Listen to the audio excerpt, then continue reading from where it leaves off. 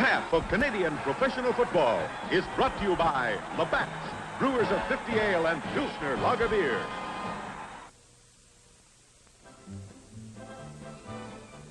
Our Grey Cup coverage continues now from Empire Stadium, where I'm sorry to say we're getting a very, very light little sprinkling of rain starting.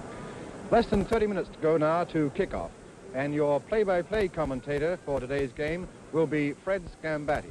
Fred? The Western champions from Saskatchewan meet the Eastern title holders from Ottawa in the 54th renewal of the Grey Cup game, coming to you today in color. The Saskatchewan Roughriders, who finished first in the Western Conference, have not been able to accomplish a victory in the national final despite 8 attempts. Their last bid was in 1951, when a team directed by Blackjack Smith lost to an Ottawa club coached by Clem Crow, and the score was 21-14. The 66th edition of the Eastern Riders also finished first, and this is the 8th time that a team representing Ottawa has appeared in the premier Canadian football game, and they've won on 3 occasions. Their latest conquest was in the 1960 game, a 16-6 win over Edmonton. The teams met once in the regular schedule, the Riders of Ottawa defeating Saskatchewan 18-8. And there's certainly the prospect of an exciting contest at Empire Stadium in Vancouver today. Both teams have excellent credentials for this game. Now, with the first of our pregame interviews, here's Ernie Affiganis. This is Ron Lancaster, the wonderful quarterback of the Saskatchewan Roughriders. And Ron, I know that everything's been pointed to this big game. I'd like to know how a quarterback feels before all this starts.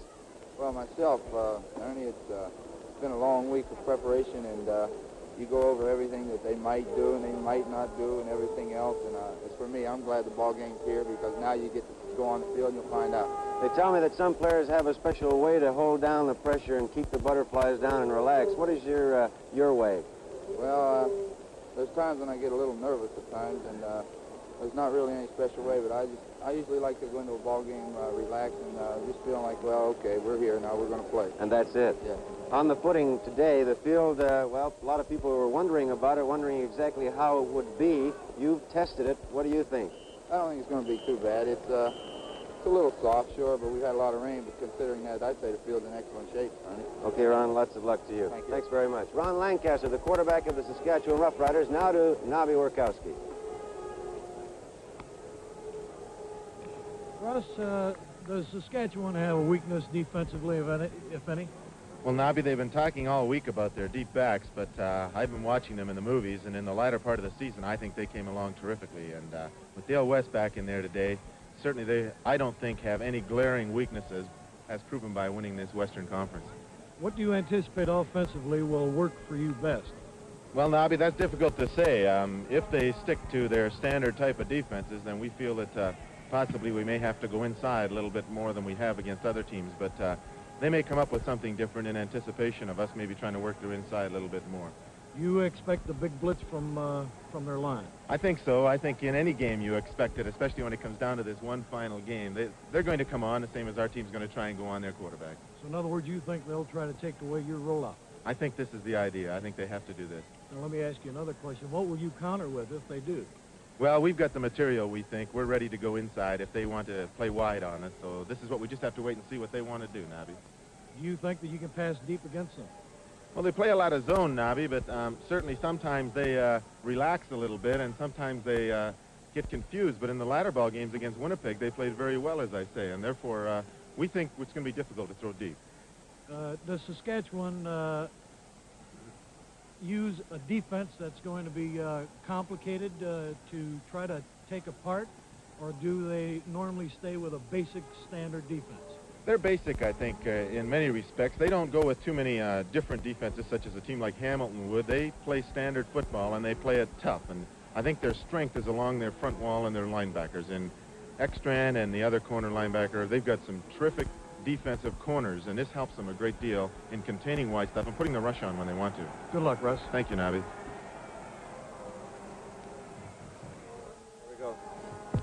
This is Eagle Keys, the coach of the Saskatchewan Roughriders. And Eagle, the last time you were in a Grey Cup, it was against the same ball club in the same park. And I don't know if you know it, they probably do. Everyone in the country has been picking you to lose. Well, Ernie, this is a situation where you really like to be in, that everybody's picking you to lose. And Really, it just gives the players a little more incentive to win. The players themselves don't believe all the things they read, I suppose. No, we think we have a real good chance to win. Eagle, you put in a variation of the T formation, the wing T, against the Winnipeg Blue Bombers, and it did a lot of good. Anything special you're putting in for the Ottawa Roughriders today? Yes, I think coming out in the opening series of plays, Ernie, that you'll see something different. You can't tell us about it? Well, it'll be something different. I haven't seen it this year in Canadian football. Well, we'll be looking for that, Eagle, and I know that we were talking about this before the game. They tell me that the Saskatchewan club was hurt a lot more than you are giving out information on. Is this true? Yes, because if we come in here and lose, we don't want that excuse that we are a hurt football club. We have some players that are playing that are certainly hurt, but I think they'll give it 100%, and if we lose, it'll be the best football team that beat us. You checked over the field. Will this, the field the way it is now, affect your running game or passing game at all? It really doesn't seem to affect the players. I've watched them in the warm-ups, and they seem to have pretty good footing, so it shouldn't affect them too much. But there's certainly going to be a lot of slipping. Talking about your own quarterback, Ron Lancaster, when you first brought him in, people thought that he was just a little bit too much of a scrambler, and I remember asking you about this one time, and you said, we don't want to change him, we like him that way. He seems to be maturing, quite a quarterback now. Oh, yes, we worked a lot on his passing. He does an excellent job now. He's a real all-around good quarterback, so we have no complaints with Ronnie Down. Okay, Eagle, thank you very much for talking to us, and lots of luck. Thank you. Coach Clare, what are you expecting offensively from Saskatchewan? Well, Nobby, we're quite concerned. There's no doubt they're the best team in the West out here, and they've proved it by their tremendous running game along with their passing, and I think the big thing is they kind of run right at you. They're a very strong offensive line, and this has been our biggest worry. So we've pepped up our defensive line and our whole defense all week, and they're ready for the challenge, I hope, and it ought to be a great football game. Most people think that Saskatchewan depends on their passing game as their big offensive weapon. Do you agree with this?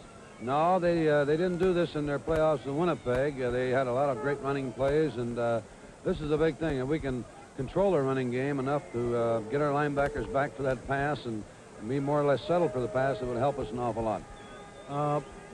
Hugh Campbell, any special defense for him? No, we'll have to change up on him. We'll have to have different zones and different man-to-man situations because this is necessary. It's hard to double-team him and leave some Barwell and some of the other fine receivers go.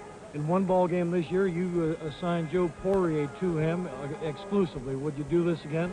Well, I'd be very hesitant to do this because it disrupts our our defensive alignment, and somebody gets mixed up and there'll be somebody free, and no, we've got to play a game that I think mix them up, zone and man-to-man defense. Good luck, Coach. Thank you.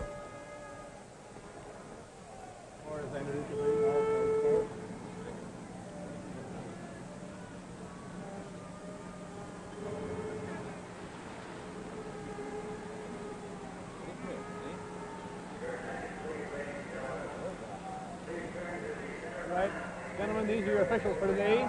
I'm your referee, Alan Dryborough. Alan Dryborough, your referee. Mr. Seymour Wilson, line umpire. Mr. Don Barker, back umpire. Mr. Ken Stein, back umpire. Mr. Harry Ross, your head linesman. And Mr. Bob Shepard, field judge. Now, number 12, number 65, would you come in together, please? I would allow you. I will allow you to make the call for the opening selections. You call it loud and clear, please. Tails. You're correct, sir. You're correct. It'll be your choice to start the game. We'll receive. You'll receive.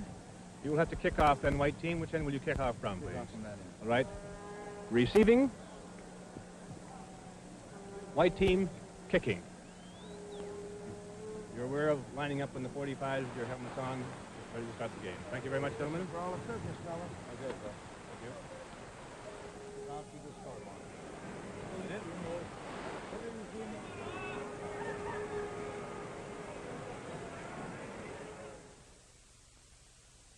on. Is standing by for an interview with the commissioner of the CFL, G. Sidney Halter, who will be retiring at the end of this season.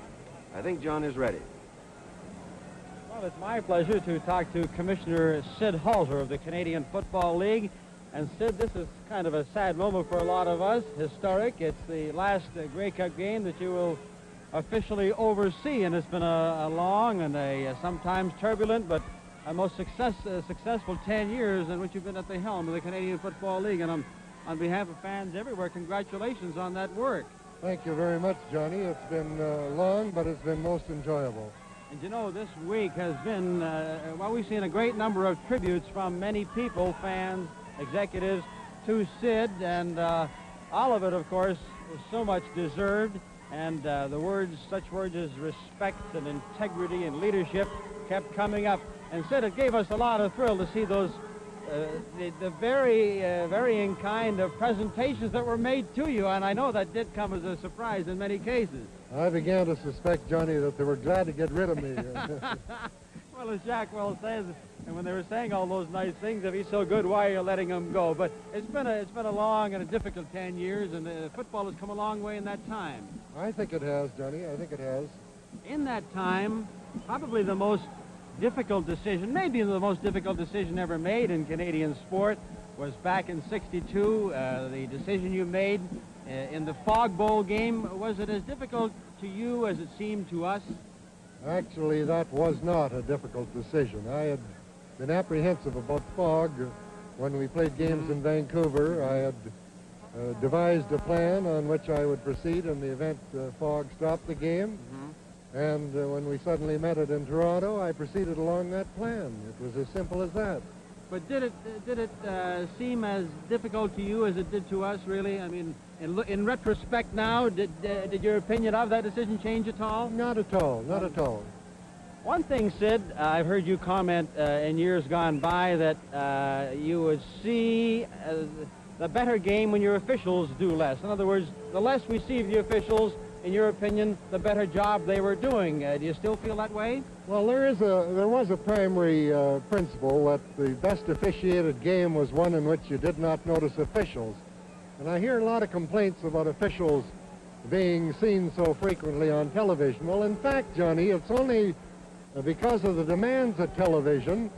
You have the camera center on a referee immediately after a call is made, and he is instructed for the purpose and for the benefit of viewers to accentuate his signals so that announcers and broadcasters know exactly what is being called.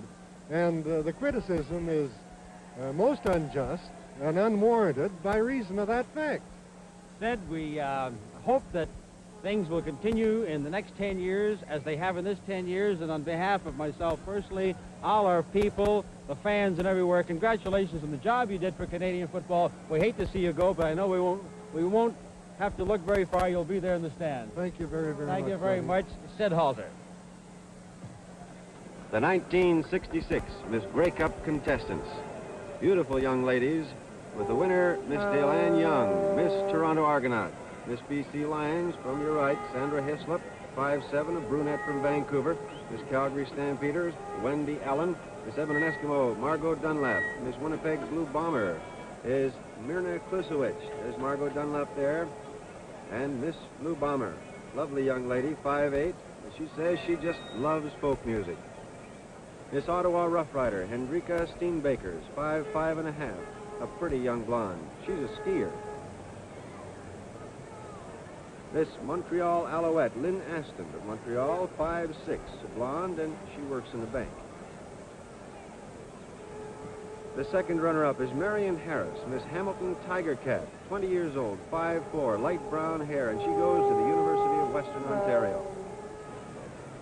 The first runner-up, Joanne Martin, Miss Saskatchewan Roughrider, 19 years old, 5'5", brown hair, and she's a real Rough Rider fan. And of course, the winner, Miss Grey Cup, Delanne Young, Miss Toronto Argonaut, 18 years old, and she says she wants to go to the University of Toronto. She's in grade 13 right now. She loves all sports. She doesn't really know what she wants to do in the future. The 9 Miss Grey Cup contestants. The 2 runners-up to the side of Delanne Young, Joanne Martin and Marion Harris. These young ladies had a wonderful week.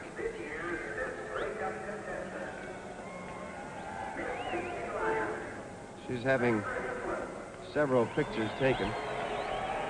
Now to the band, the Regina Lions Junior A Marching Band. This is for youngsters 12 years and over. The average age is 13 years old. 71 members, directed by Robert Nosing and Carol Bell. Drill instructor is Fred Rogers.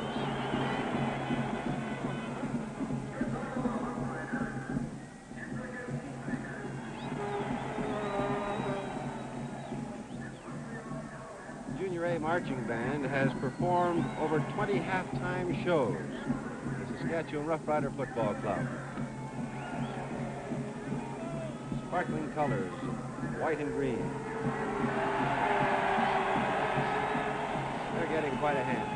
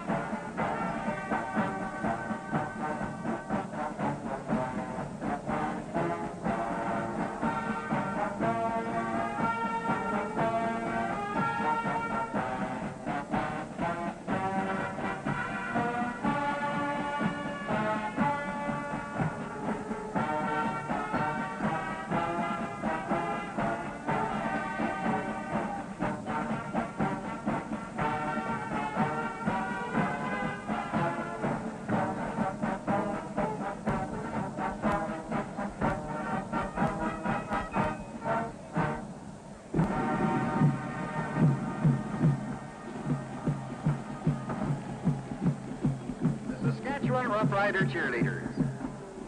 Next, the twirling novelty number. 7 Riderettes return to center field with hoop batons, and they're hooping it up for their Roughriders. And they were brought out by the Grey Cup band. As the Regina band moves off, the Grey Cup band moves in. Special twirls by the Regina girls.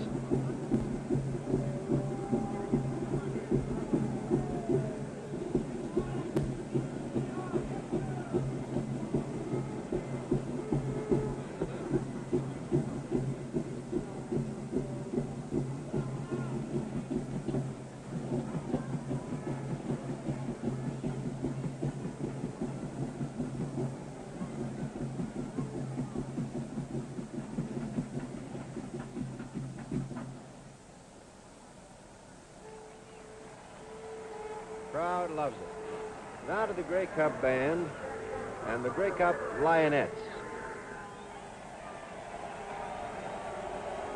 This band is directed by Dal Richards, and the choreography is by Grace McDonald. A veteran band, their 4th Grey Cup, and they have performed over 100 halftime shows. 60 members of the Lionettes coming on the field now. This is a wonderful group, well coordinated. The band has a total of 55 members.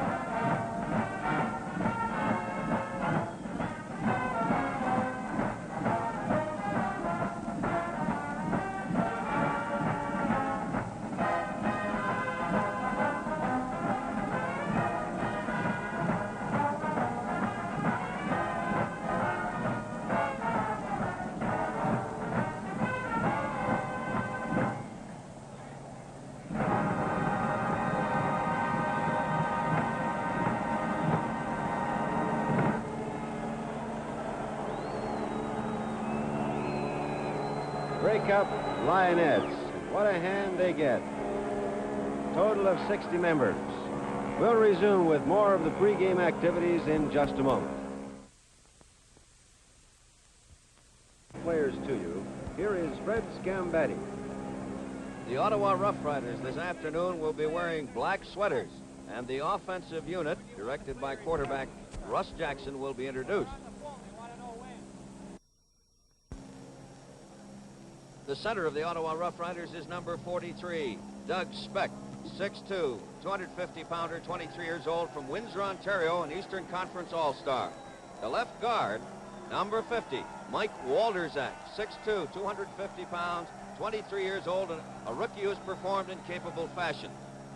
At the right guard, Roger Perdrix, 6'1", 225 pounds, 22 years old, another rookie, signed by the late assistant coach Bill Smith, an excellent rookie season. At the left tackle, number 66, Chuck Harrison, 6'3", 240, 23 years old, a native of Cornwall, Ontario, in his first season with Ottawa. At the right tackle, the veteran, Mo Racine, number 62, 6'4", 230 pounds, 28 years old, also from Cornwall, Ontario, in his 8th season with the Riders.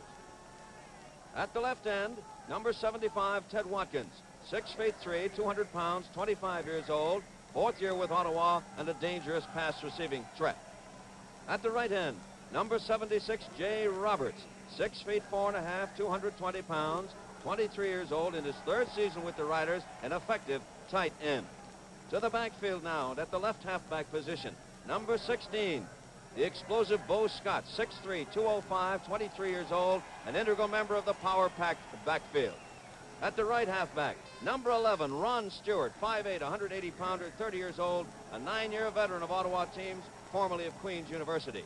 At the fullback, number 23, Jim Dillard, 6'2", 210 pounds, 27 years old, came to the Riders in 1965 from Calgary, and he has the twin threat of either rushing or as a pass receiver.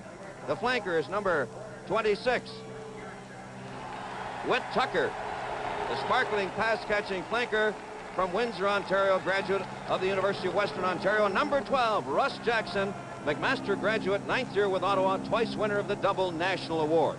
The Ottawa Roughriders offensive unit. Now across the field to the Western champions, the Saskatchewan Roughriders in white sweaters. Number 43, Ted Ernest, the center, in his 6th season with Saskatchewan, 6'3", 240 pounds, 28 years old.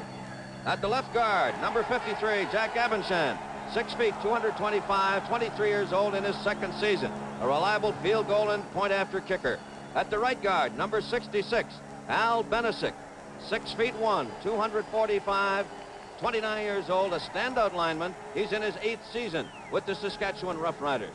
At the left tackle, number 62, Reg Whitehouse, 6 feet, 245 pounds, 33 years old, in his 15th season. This is the 259th game of his career, the first Grey Cup game. The right tackle, 67, Big Clyde Brock, 6'5", 270 pounds, 27 years old, the 2nd season with the Riders, a Western All-Star.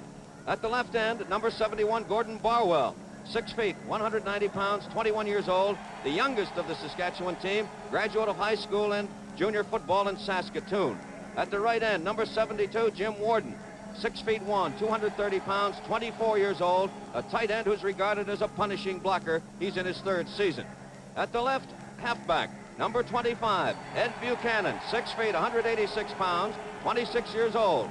Hobbled by injury through most of the season, he played in the 2nd final game, and he has the threat of outside running or passing. The right halfback, number 21, Alan Ford, 6'1", 193 pounds, 23 years old, born in Regina, offensive back and punter. The fullback, George Reed, number 34, 6 feet, 205 pounds, 26 years old, probably the most talented at his position in Canada. The flanker, number 31, Huey Campbell, 6 feet, 185 pounds, 27 years old, established the CFL record for touchdown passes this season at 17, and he led the Western Conference in scoring. At quarterback, number 23, Ron Lancaster, 5'10", 180 pounds, 27 years old, the Western Football Conference All-Star pivot this year. The Saskatchewan Roughriders offensive team, the 1966 Grey Cup player introductions.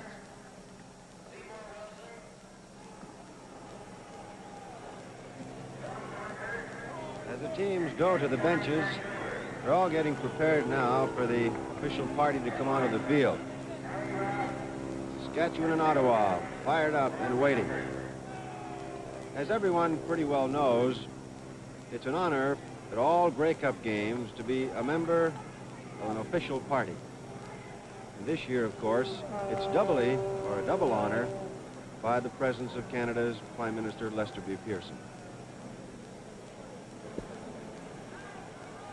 The Ottawa Roughriders. Frank Clare discussing a few things with them. Final preparations as they wait for the official party to come onto the field. Frank Clare has been showing remarkable coolness during this week. He looks relaxed. You wouldn't know that so much pressure has been put on a coach during an entire season. The Saskatchewan Roughriders, of course, coming in loose because they're the underdogs. And they know it. They don't believe it, but they know they're the underdogs. They've come through a very tough Western season, and they're well prepared. The official party now comes to center field. It is made up of course, the Prime Minister of Canada, Lester Pearson, the President of the CFL, Ted Workman of Montreal, the CFL Vice President, Alan McEachran of Vancouver, the CFL Commissioner, G. Sidney Halter, Lieutenant Governor of Saskatchewan, Mr. Hanbridge, QC, Mayor William Rathie of Vancouver, Mayor Baker of Regina, Mayor Reid of Ottawa, and, of course, Miss Grey Cup, Dale-Ann Young of Toronto. Dale-Ann will hold the ball. The Prime Minister will do the official kickoff. He looks remarkably fit, and he's enjoying himself.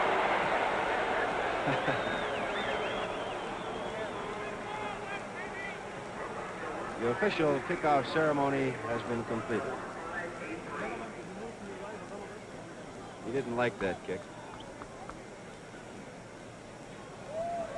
Stand by for the opening kickoff. It'll be coming up shortly.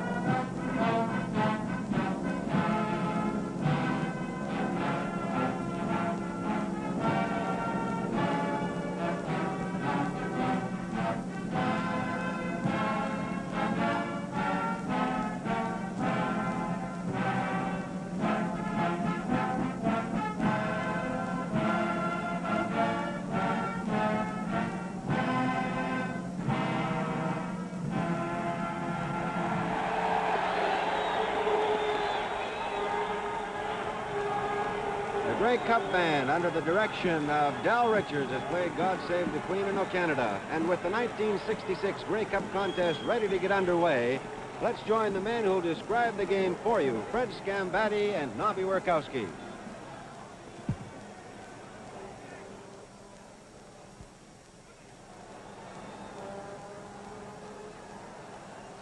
Our broadcast location on the west side of Empire Stadium. Saskatchewan will defend the zone to my right, the south end. They're white sweaters, green pants, green helmets.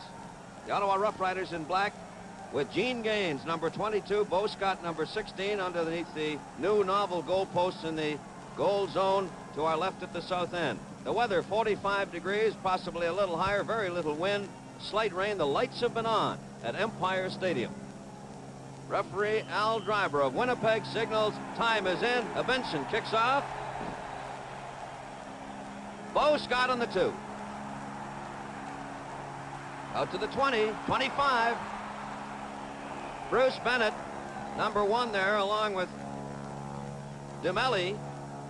After Benson had slowed him up on the 63-yard kickoff and a 31-yard return. And now the offensive unit, the Ottawa Roughriders, wearing their black sweaters, under the direction of number 12, Russ Jackson. 1st and 10 at the Ottawa 33-yard line. Saskatchewan setting up with a 4-man front. Doug Speck is over the ball. Tucker goes wide to the far side. They give us to Dillard, and number 50, Wayne Shaw, moves in for the tackle. Nobby? And if you notice, Russ Jackson used basically the same formation that he used in last week's Hamilton game, and got motion coming back to the short side. So evidently they're going to try to spread them out to the wide side and then come back to the short side of the field. There was an offside on the play. The Saskatchewan Roughriders offside. The Ottawa Roughriders accept the 5-yard penalty. It is 1st and 5 with the ball at the 39. Ottawa won the toss and elected to receive. So this first series of plays, the first opportunity to score, belongs to the Ottawa Roughriders. They're 1st and 5. For the backfield of Dillard, Stewart, Scott, and Tucker. It is Dillard again. A similar play as he cracks out to the 42-yard line. McWhorter, number 61, coming up from the bottom of the pile, along with 79 Gerhardt. The gain was 3. Fred, I'm sure what Russ Jackson is doing, he's using safe plays and attempting to find out exactly what type of defense Saskatchewan is going to give them. It is 2nd and 2 with the ball at the 42. Gerhardt, McWhorter, Ernest, or rather Atchison, Reed, and Ekstrand along the front line. Mo Scott, and he may be short of that first down. McWhorter's charging in, number 61. He was a star in the Western Conference Finals against Winnipeg. McWhorter, 6'4", 260 pounds. Referee Al Drybra looking over across the way. The yardsticks on the far side. It is a first down. The officiating team of Al Drybra of Winnipeg, Seymour Wilson of Hamilton, Don Barker of Vancouver, Ken Stein of Vancouver, Harry Ross of Montreal, and Bob Shepard of Toronto. 6 officials. Number 77 right in the middle, Dempsey. 26 on this side is Dumelli. 27, Dushinsky on the far side, flag on the play. Stewart. Garner Ekstrand, number 75, moves in. We'll wait for the official indication. Flag thrown by the official on this side of the field.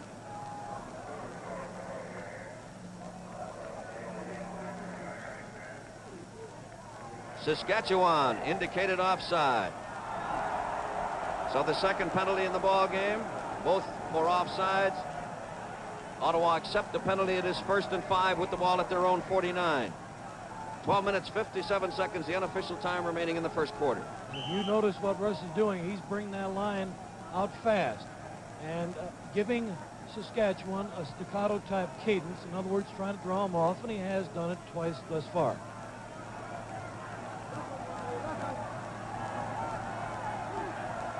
Jackson getting good protection. For Whit Tucker, the arrow complete at the 15. Touchdown!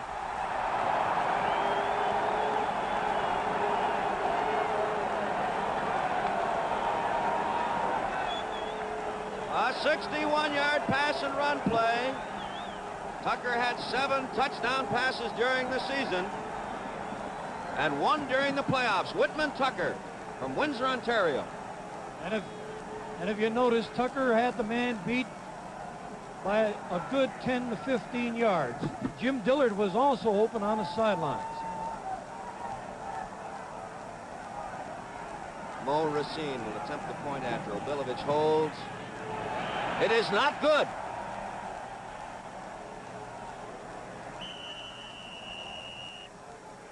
There's a pause in the action. And at the 2.5-minute mark, here are those tuning fork goalposts. Racine. It's a good one. Ed Buchanan at the 4. Out to the 25. And pulled down is Bob Obilovich. Pulled his feet out from under him. A 21-yard return on the 61-yard kickoff. And it is 1st and 10 for Saskatchewan. They come out with the ball on their own 25-yard line. Ottawa setting up. Ron Lancaster directs the attack, and there are 3 men flanked to the far side. 2 flankers and a split end. Campbell wide to this side. Lancaster, a hitch pass to Buchanan. Gilbert is right there and brings him down. He refused to be taken out. Billy Joe Booth coming in to assist, the defensive captain, number 65. A 4-yard loss in the play, 2nd and 14. The ball going back to the 22. Ottawa setting up. The front line of Booth from the left, Shirk, Collins, and Brown. The corners are Bloom to the left side, Conroy to the right. Lehman is the middle guard. Again, a spread formation. Lancaster. It's long. Complete to number 71, Barwell. And he's brought down by Gilbert. And the ball goes into the Ottawa 42-yard line. Brendan, if you notice, they set out the wide side, and they come back to Barwell on the short side. They isolated Barwell on number 24, Gilbert, and he beat him. A 46-yard advance. Barwell had 27 receptions during the regular season, averaging 19 yards per catch. 1st and 10, Saskatchewan. Ford and Buchanan flank to the far side. Campbell on this side. The ends are tight. George Reed is the fullback. Lancaster into the flat, and that's a wobbler for Campbell. Joe Poirier is there to knock it away. And Campbell had Poirier beat. The only thing that Lancaster hung the ball up is just a little too long, and Poirier, having the experience that he does have, just reacted back to the football and went through the man to get to the ball. There's Joe Poirier. And there was good pressure up front from Conroy and Brown as they crashed in from the right side. It is 2nd down with the ball at the Ottawa 42. Saskatchewan in possession. The Ottawa Roughriders leading 6-0. 10 minutes, 47 seconds remaining in the first quarter. At Empire Stadium in Vancouver. Barwell to the far side. Campbell is flanked to this side. Campbell. Lancaster. Again, another pass that seemed to go errant. It was intended for Barwell. Obilovich covering, and Nabi is Ron having a little trouble with that ball. That's 2 passes in a row that seem to have got away from him. Well, in a case of this type, although the field is in good condition, occasionally that ball resting on the grass will get a little slick. There won't be mud on it or anything else. It'll just be a little slick. And then Lancaster might be a little nervous, and his palms might be a little wet. Ford to punt. Klein and Gilbert in the end zone. Klein at the 4. Garner Ekstrand was first there, and then Turner Ness, number 43, came crashing in to complete the tackle. There was no return on that 38-yard punt. A little over Ford's playoff average of 34, but a little under his 39.6 recorded during the season. Brendan, if you've noticed, these 2 ball clubs are hitting with determined drive, and certainly in a game of this type, neither Coach Keys nor Coach Clare has to use any type of psychology to get these ball clubs up. They're emotionally prepared for this ball game. Dumelli, Fawcett, Bennett, West and Dushinsky are out there. Ron Stewart gets up to the 9-yard line before he's brought down. Number 77, Dempsey, the principal tackler. It is 2nd down. Almost 5 yards the advance. 2nd and 5.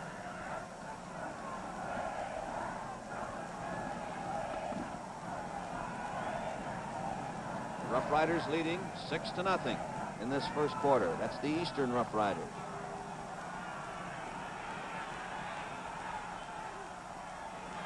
Jackson has the football. Number 61, McQuarters, crashing across, along with Shaw. But the advance good enough to move the sticks, and it's a 1st down.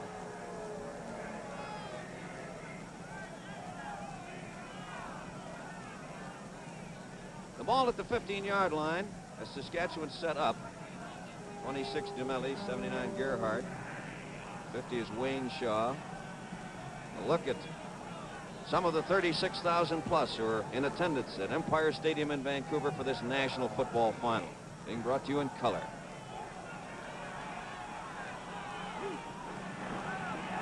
Jim Dillard. Number 41, Ron Atchison, came across. 12, West was there, along with Ekstrand. Fred, if you notice, Jackson, it continues going to the short side of the field. The reason for this being that Saskatchewan is overloading to the wide side of the field, and he's trying to get to their weakness. The gain was 2, 2nd and 8. Ball at the 17.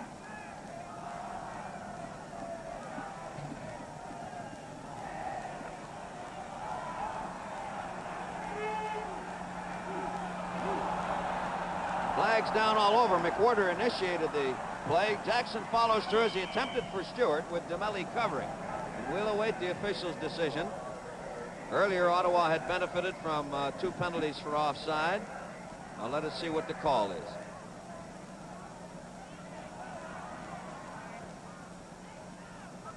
Saskatchewan again, the culprits. It'll cost them 5 yards. So it'll come on for a 5-yard advance. We look at the sidelines. Coach Frank Clare with a fedora. And the communication with Al Bruno, the spotter upstairs. Assistant coach Al Bruno. A 2nd and 3.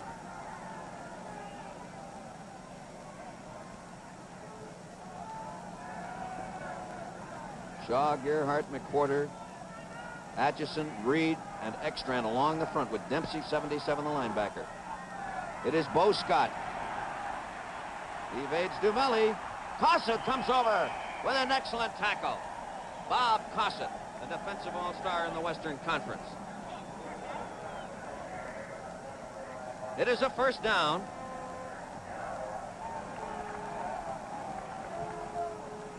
Scott during the season averaged 4.6 yards every time he carried the ball.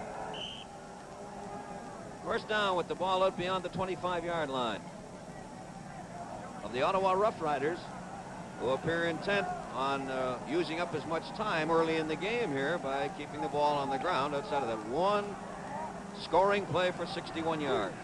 Now Russ Jackson. For Watkins, incomplete. There's double coverage down there with Weston Cossett. Nobby? If you notice, Cossett is a little shaken up. And you saw the determination of Cossett to react to the ball. And this is a great thing, because certainly without the deep pass defense that the Saskatchewan Roughriders have, that pass would have been complete. 25 years old, 5 feet 10, 185-pounder in his 3rd season, Bob Cossett, number 24. So it comes back as a 2nd down just outside the Ottawa 25. They lead 6-0. 6 minutes, 31 seconds remaining in the 1st quarter. Russ Jackson spreads his offense. McWhorter's again. But an offside. Atchison also going through. Gerhardt making the tackle.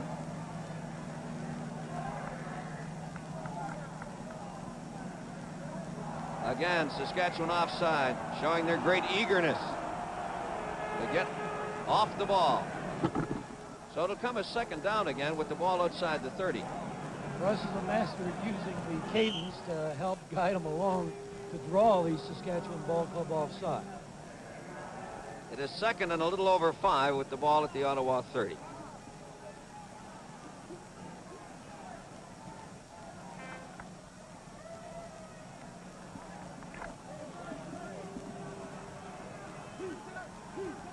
Jackson. Intercepted by Dale West. He's got an escort of Bruce Bennett.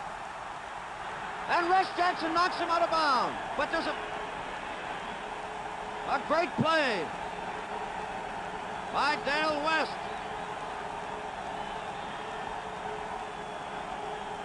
A 38-yard return. Saskatchewan had 17 interceptions during the season.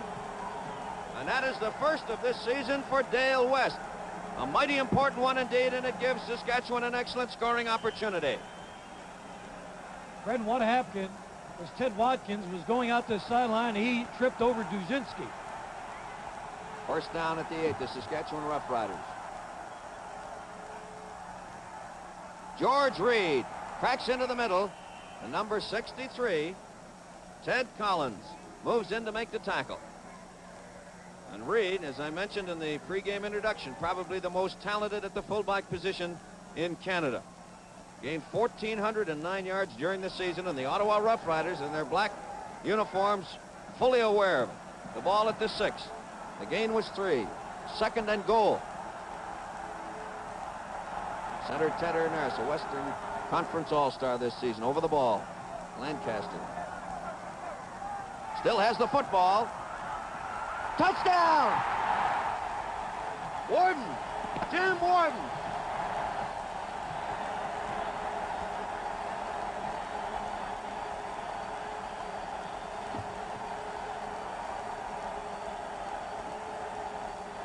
Warden's first of the playoffs. He had 3 during the regular season. Jim Warden. In his 3rd season. Now Evanson will try for the point after. He was good on 37 of 42 during the season, and it's good. Right through the Tully goalposts. So the Saskatchewan Roughriders now lead the Ottawa Roughriders 7-6 with 4 minutes 56 seconds remaining. Fred, watch this beautiful fake with Lancaster and Reed. There goes the left end. Notice how it held the defensive linebackers and the halfback. Excellent call. A well-executed play, Nobby, indeed. Gains number 22 and Bo Scott go back to receive the kickoff by Jack Evanson, as the Western Roughriders lead 7-6. Excellent shot from our end zone camera as we prepare for this kickoff. Still in the first quarter at Empire Stadium. A good kick. Into the end zone goes Bo Scott.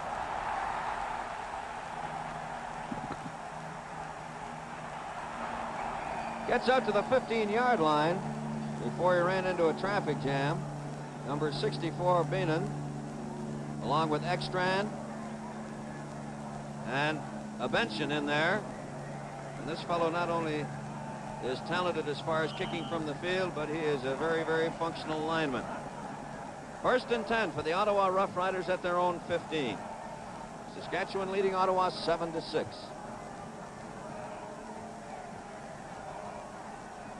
Ron Stewart goes wide to the far side. Bo Scott picks up a couple of 3 yards. Ekstrand, the principal tackler. Ekstrand, number 75. The Ottawa Roughriders. Watkins and Roberts the ends. Harrison and Racine the tackles. Walterzak and Fredericks the guards. Speck is the center, and they'll go against that Saskatchewan defense, anchored by number 41, Ron Atchison, 15-year veteran. 2nd and 7. A handback counter to Ron Stewart. He was tripped up by Ekstrand. Cossett makes the cover, and Dempsey also there to initiate the tackle. There's a request for the yardsticks as the ball is just nose to the 25-yard line. A look at Eagle Keys, receiving communication from his double set of spotters upstairs in the Ottawa Roughrider bench. It is a first down. Jack Goda and Jim Duncan up top relaying messages to Eagle Keys for this Saskatchewan defensive unit along with their offensive squad. First and 10 Ottawa at their own 25. 3 minutes 26 seconds remaining in the first quarter unofficially. Saskatchewan leading Ottawa 7-6.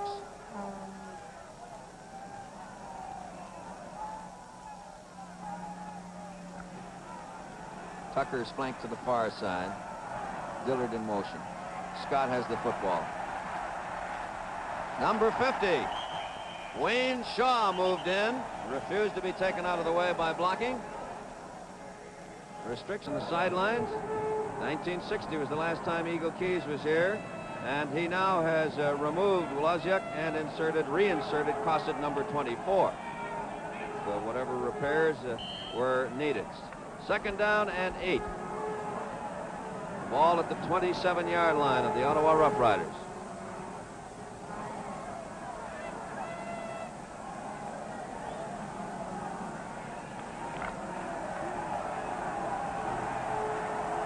Russ Jackson has the football.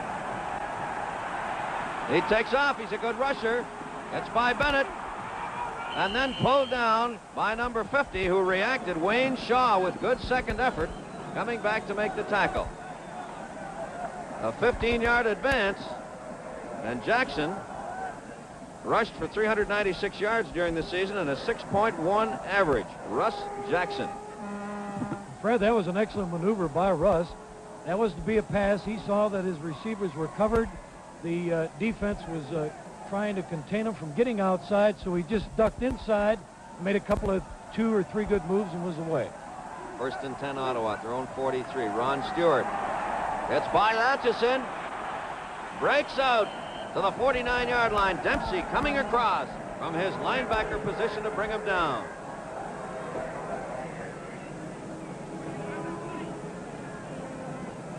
Stewart, 180-pounder. But when he hits into you, it feels more like he has an extra 20 or 30 pounds going with him. The gain was 7. Second down at the 50-yard line, and 3 for the Ottawa Roughriders, who trailed by a single point with 1:30 seconds remaining in the first quarter. Whittaker comes wide to this side, and Watkins is flanked, or spread rather. Dillard crashes out for the first down. Atchison, number 41, making the tackle. 36-year-old Ron Atchison, combining with Dempsey. Atchison, in his 15th season, played junior football with the Saskatchewan Hilltops. It is first down with the ball at the Ottawa 54. Saskatchewan setting up.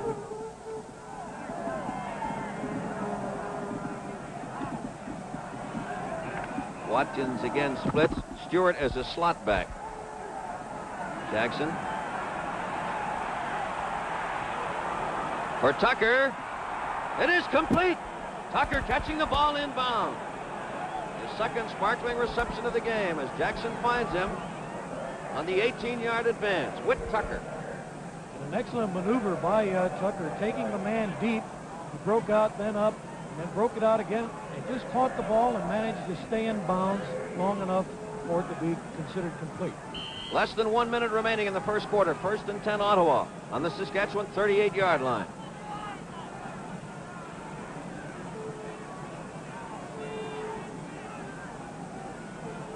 An overcast day, rather mild at Empire Stadium. Bo Scott. And number 26, Dumelli, comes across to make the tackle. Larry Dumelli, 190-pounder, taking on Scott, big 205-pound back of the Ottawa Roughriders. The gain was a yard, second and 9. The ball just outside the 37. Russ Jackson. There's Saskatchewan. Roughriders of the Plains as they set their defense. West, Bennett, Cosset, and Dumelli, the 4 deep. Dushinsky has moved up. Russ Jackson. Ekstrand is after him. Out to Jay Roberts. Number 50, Shaw comes in. And who comes up with a football but Saskatchewan? And it was number 77, Dempsey. Well, Nobby, you've got to hang on to that football all the time. Jackson was trying to hit Whittaker deep. The defensive halfback picked him up. Jackson came out, saw that Roberts was open, threw it to him, and Roberts was trying to get back to the inside, but he really got jolted. Well, the first quarter is complete in this 1966 Grey Cup game, and as the teams change ends, the score of this Grey Cup game, Saskatchewan 7 and Ottawa 6. at their own 33 after recovering a fumble. Lancaster directing the offense. Ed Buchanan. A block from Benesett. Gilbert comes over to drive him into bounds.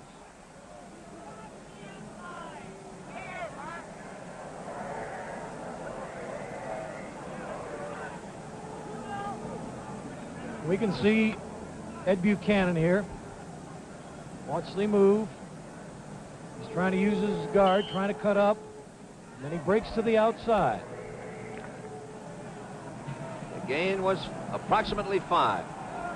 Ron Lancaster getting good protection. Huey Campbell. Joe Poirier was there to bring him down. But it is a first down as the ball comes out to the 50-yard line of the Saskatchewan Roughriders. A 12-yard advance.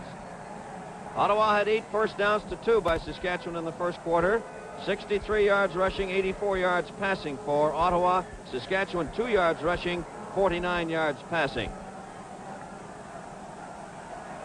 Each quarterback was 3 for 5.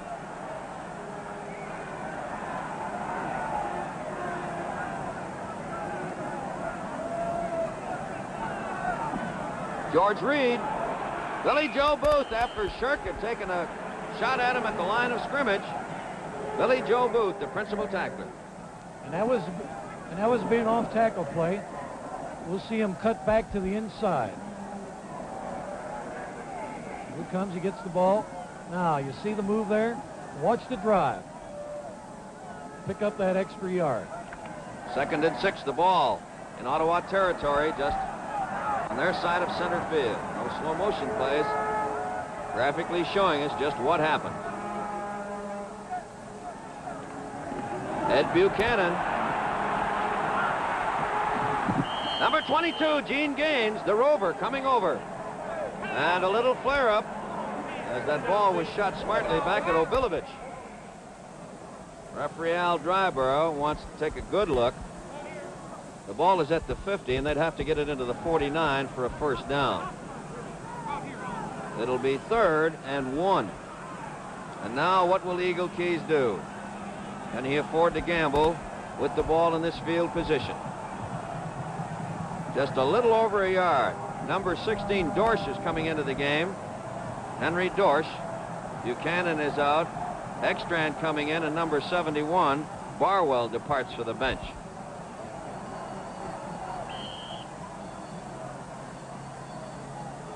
Ed Buchanan, number 25, getting some of that Empire Stadium turf away from his eyes. Specks of it anyway. A gap 8 along the front. Lancaster will try for the 1 yard. 3rd and 1. Go with your best, George Reed. He has the first down. Gene Gaines making the tackle with help from Klein. Let's look again. Let's see the drive, the power, as Reed breaks through. Here it is, he gets the football. Now watch. 2 immovable objects meeting one another. 1st and 10, Saskatchewan at the Ottawa 47. Campbell flanked to the far side, and Barwell is a split end on this side. Ford is a slot back, number 21. George Reed again. Tripped up by Marshall Shirk, and then Kenny Lehman coming in to complete the tackle. The gain is 4, 2nd and 6 as the ball is at the Ottawa 42. Defensively, Ottawa is using a deep zone defense, and this is done primarily to try to keep Campbell inside the defense and not to get his sideline patterns that he likes to run so well. Once again, Campbell flanks wide to the far side. The ends are tight or into the formation, although the spacing is a little wider overall. Lancaster to the sideline. For Buchanan, complete as he evaded the cover of Poirier and Klein. And this is something Buchanan, he can run to the outside, or he represents a pass threat. Certainly Lancaster threw the ball well, But Buchanan made the big play, as we'll see, because the ball was on the other side of him, and he had to run under. There he goes this sideline. Now he's going to go up. Now watch the move that he had to make. Over the shoulder catch, and that's probably the most difficult catch in football to make. A 23-yard advance, 1st and 10 Saskatchewan. The Ottawa 19. They lead 7-6 in the second quarter. Lancaster has the football, play pass action for Campbell, and it's incomplete. And once again, Lancaster displaying excellent mechanics with his faking there to retain the ball and attempting to give Campbell time to evade his cover. And the defensive halfback actually hates to see these play passes because he has to read run, and all he has to do is hesitate, let that offensive man get too close to him, and he's beat. 2nd and 10 at the 18 for Saskatchewan. Plenty of motion. Lancaster searching. Touchdown! Ford! It went through Bilivich's hand. And Alan Ford, with a tremendously alert play, was there to catch the football.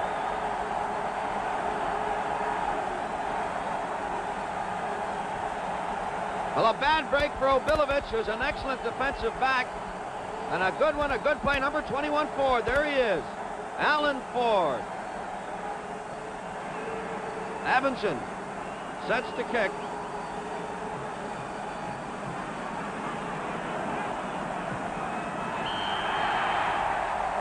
It is good. There's a pause in the action. And at the 5-minute mark of the second quarter, the score, Saskatchewan 14, Ottawa 6. Sets to kick off from the Ottawa 50. Back to play.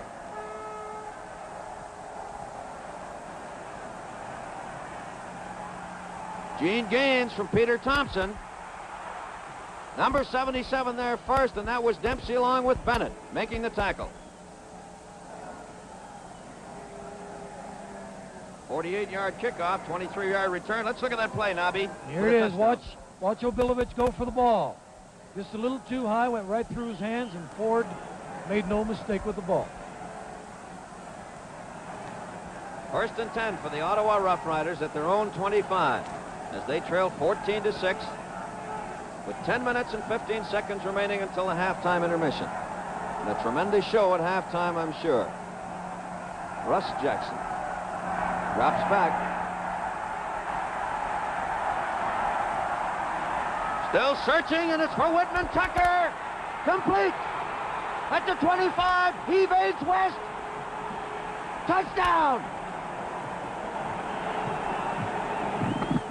An electrifying play. 85 yards. Second touchdown for Tucker of the game, combining with Russ Jackson. Fred, here we have Tucker on the isolated camera. Now watch. Really, he's not to be the pass receiver. Then he sees Jackson come out of the pocket, and immediately he breaks free. So really, it was a makeshift play.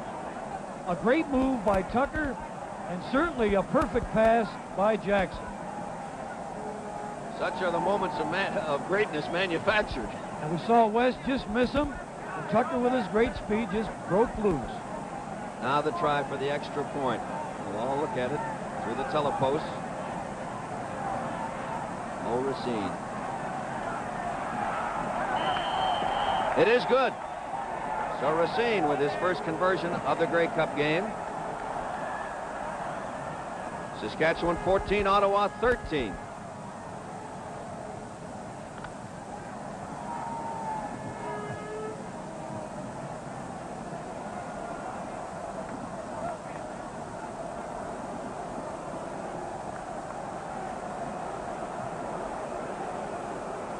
As we look through the goalposts, and while the Hamilton Tiger Cats couldn't make it, here's a replay. And let's look at Jackson.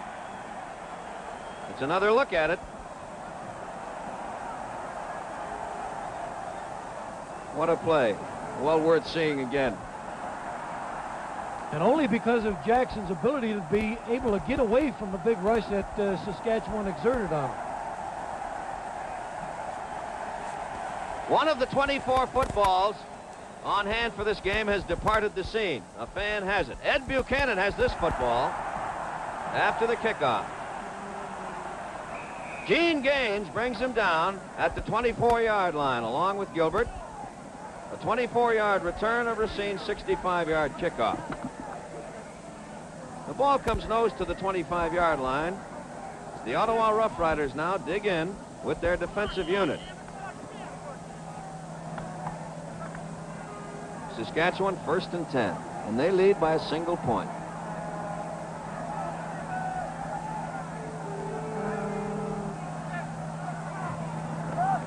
Ed Buchanan, number 20, Bloom, crashes across to make the tackle. Mike Bloom.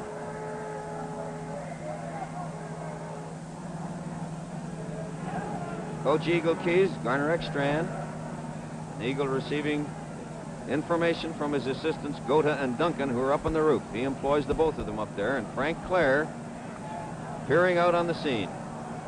Trainer Art Sargent in the background. To George Reed, incomplete, but there was good pressure as Booth, Brown, and Bloom were in there to harass Ron Lancaster. So it'll be 3rd down.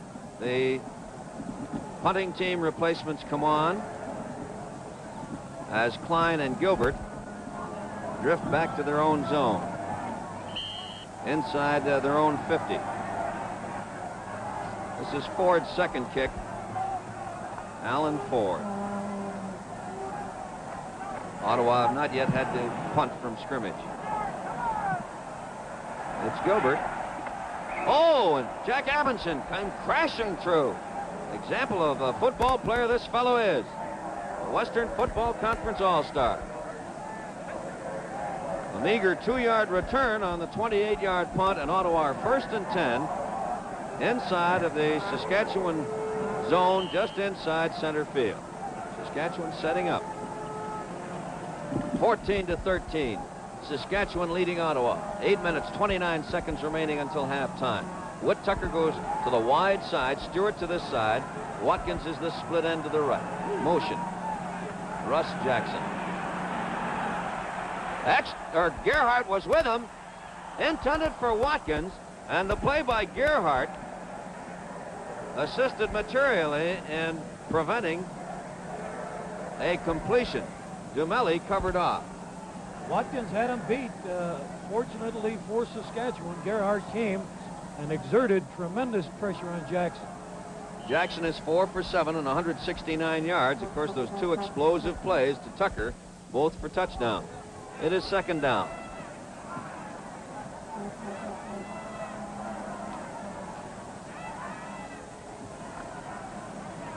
Tucker again wide to the far side and Stewart this side.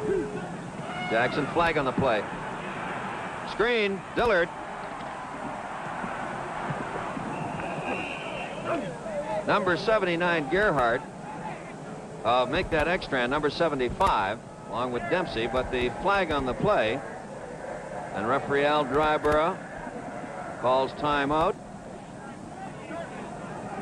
It is an offside against the Saskatchewan Roughriders, who continue to display their eagerness along the win line. Their 4th offside. Russ Jackson, there's an excellent look. McMaster University graduate who turned his back on a Rhodes Scholarship, stay in Canada, pursue a football career, vice principal of a high school in Ottawa. Here is the call. Saskatchewan are offside. It was 2nd and 10 from just inside center field, and now it'll be 2nd and 5 from just inside the Saskatchewan 50.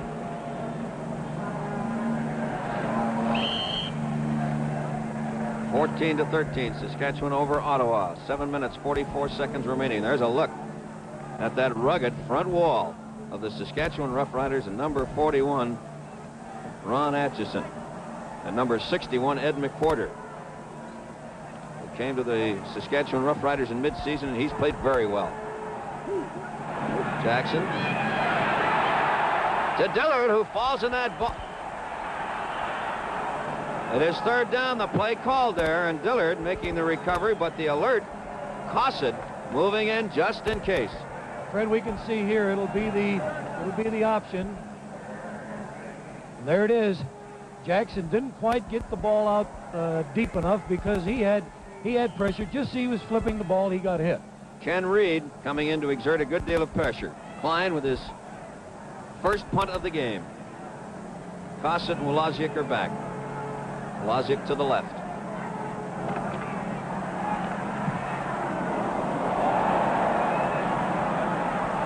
That's Cosset. Peter Thompson had a look at him, and then Jay Roberts comes in to complete the tackle. The ball, 1st and 10 for the Saskatchewan Roughriders inside their own 15. So speedy were members of the punt return team. They got down to restricted to a 3-yard return after an excellent 46-yard punt by Bill Klein. A little more than Bill's seasonal average of 37.3, and during the playoffs, it shrunk to 32.5. 1st and 10, Saskatchewan.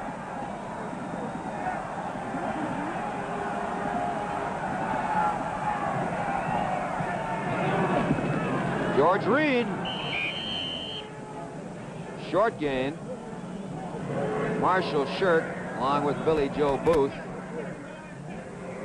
making the tackle.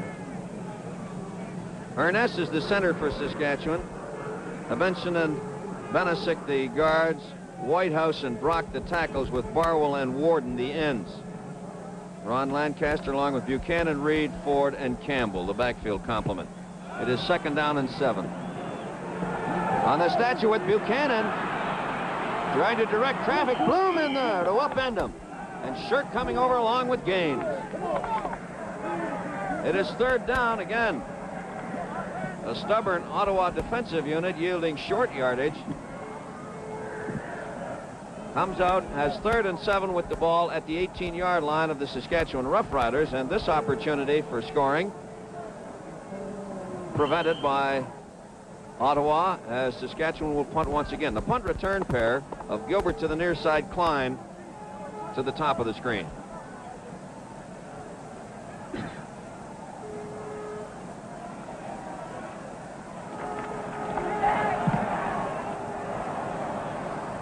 Gilbert, a whole wave of Saskatchewan tacklers. Number 43, Ted Ernest, first there. The body check Gilbert to the turf. Tom Bainan also there. He came to the Roughriders from the Hamilton Tiger Cats this season. Young Canadian player. So it is inside the 45-yard line. 1st and 10 for the Ottawa Roughriders after the 27-yard punt and a return of a yard. 14-13, Saskatchewan over Ottawa. 5 minutes, 33 seconds remaining in the 2nd quarter. Whit Tucker comes to the short side, and the ends are tight. The handback counter with Ron Stewart. And number 27, Dushinsky, was there. Number 75, Ekstrand, completing the cover. Dushinsky has moved up to be more a part of the linebacking front wall complement rather than the 5 deep. However, this will depend on situations. 27, Dushinsky. Ted Dushinsky played minor football with the Saskatoon Hilltops. His 2nd season with the Riders. Tucker now goes to the far side, and Watkins splits to that side. Scott in motion. Jackson. For Tucker, incomplete, as Dumelli came across to cover off.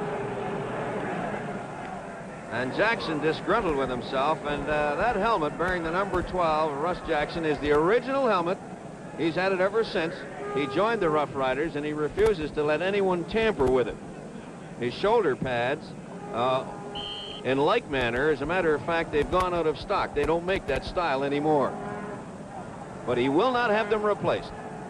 Klein sets the kick. Wloziak and Cosset. Wloziak is in the end zone. Klein, what looks like another good punt. Wloziak, and this could be an important point as he surrenders the point. Covered off by number 51. Roger Perdrix, a 51-yard punt by Klein. This is the best punting I've seen by Klein, Nobby, in a few seasons. That adrenaline must be running right down his leg, because certainly he's kicking like he hasn't at all this year.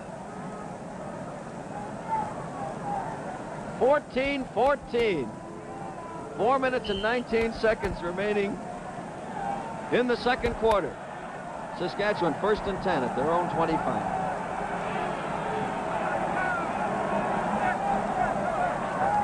George Reed, and despite a considerable amount of traffic, he picks up 5 yards.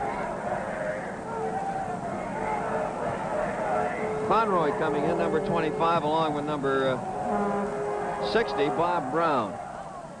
Just while we have a moment here, I'd like to salute all our shut-in friends. Those are on the sick and ailing list, along with the rest of our viewers from coast to coast in Canada who are with us for this game from Empire Stadium. An extravagant fake by Lancaster to Warden. Complete. Gilbert and Gaines making the tackle. Jim Warden.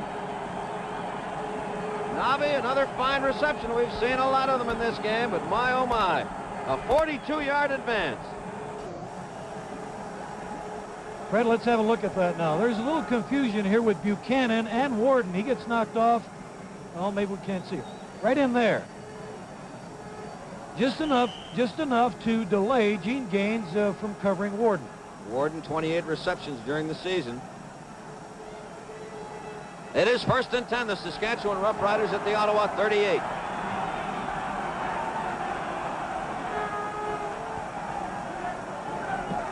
George Reed tripped up by Marshall Shirk, who just moved an arm up.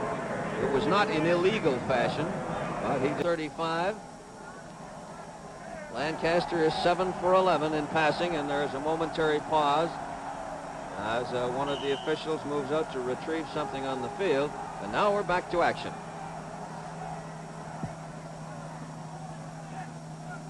Lancaster in a good protective pocket. For Campbell, incomplete, and it was tipped away. Conroy, and then Lehman moving across. And it goes as an incompletion. Fred, we can see here Huey Campbell with that unusual gait, picking out the open area. There, Conroy just tipped it, and Campbell just failed to hold on to the football. But he picked out the open area. It is 3rd down. Evention. Ron Lancaster will hold, and he is in excellent position as far as his direction away from those posts. It'll be from the 42. Evention. It is not good. Gilbert at the goal line. Clyde Brock, number 67, drives him to the turf.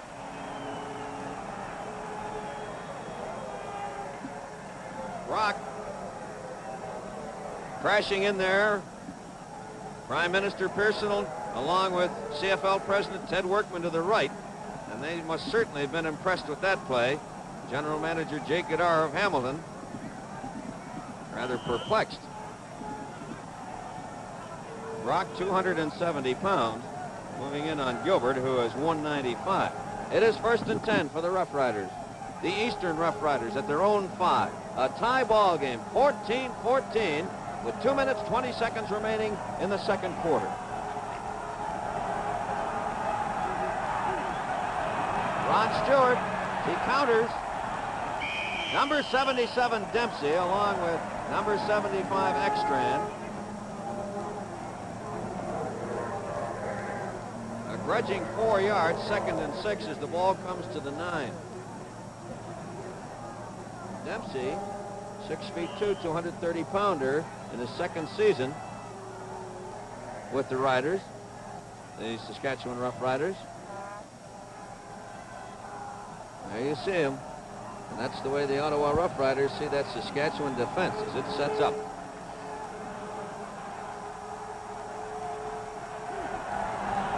Russ Jackson with the football. For Tucker again, with Dumelli shadowing him down the field. Her 26s. So it'll come back as 3rd down. And Nabi, Klein has had 2 excellent punts. This is a time where one would stand Ottawa in good stead. Certainly, because he has to kick Ottawa out of their own end, because If he fails to get a good one here, Saskatchewan will have good field position, and I'm sure Lancaster will attempt to put the ball across that goal line rather than just play and run out the clock. Wolaziak to the left, Cosset to the top of your picture, and you'll see it from the end zone camera as Klein sets to punt.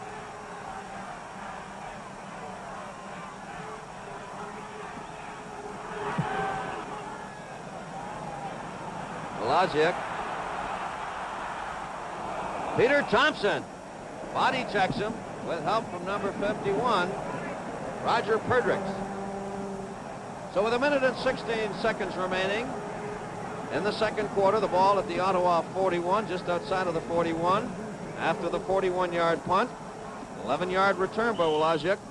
Valuable return by Gene Wolaziak. Former Winnipeg Blue Bomber who was with them in 1957 in a Grey Cup game. That was the last Grey Cup game played at Varsity Stadium in Toronto. Ron Lancaster, as the crowd enthuses. Look out for Booth. Billy Joe Booth, number 65, persisted to get around the defensive pocket. Nobby, that was a fine play by Booth. There's no doubt he came and he pursued the football, because if he had made the tackle, I think Lancaster would have gotten outside of the defense, and certainly anytime the quarterback is outside, the defensive halfbacks are going to have to stay with the pass receivers just a little closer. 2nd and 22 after Saskatchewan sustained a 12-yard loss on Booth's fine defensive play.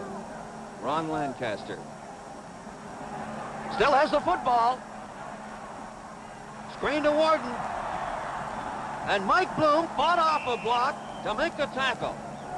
And another superb defensive move. Bloom refused to be taken out of there. Less than 60 seconds remaining. Benesic trying mightily to move him without success. So it is 3rd down as the ball comes to the Ottawa 53. And those two defensive moves, after Saskatchewan were in excellent field position, have certainly assisted Ottawa greatly. Now it is up to Ford. 25 seconds remaining in the second quarter. Gilbert and Klein are back. Gilbert to the left, Klein to the right. Klein is 27. Alan Ford.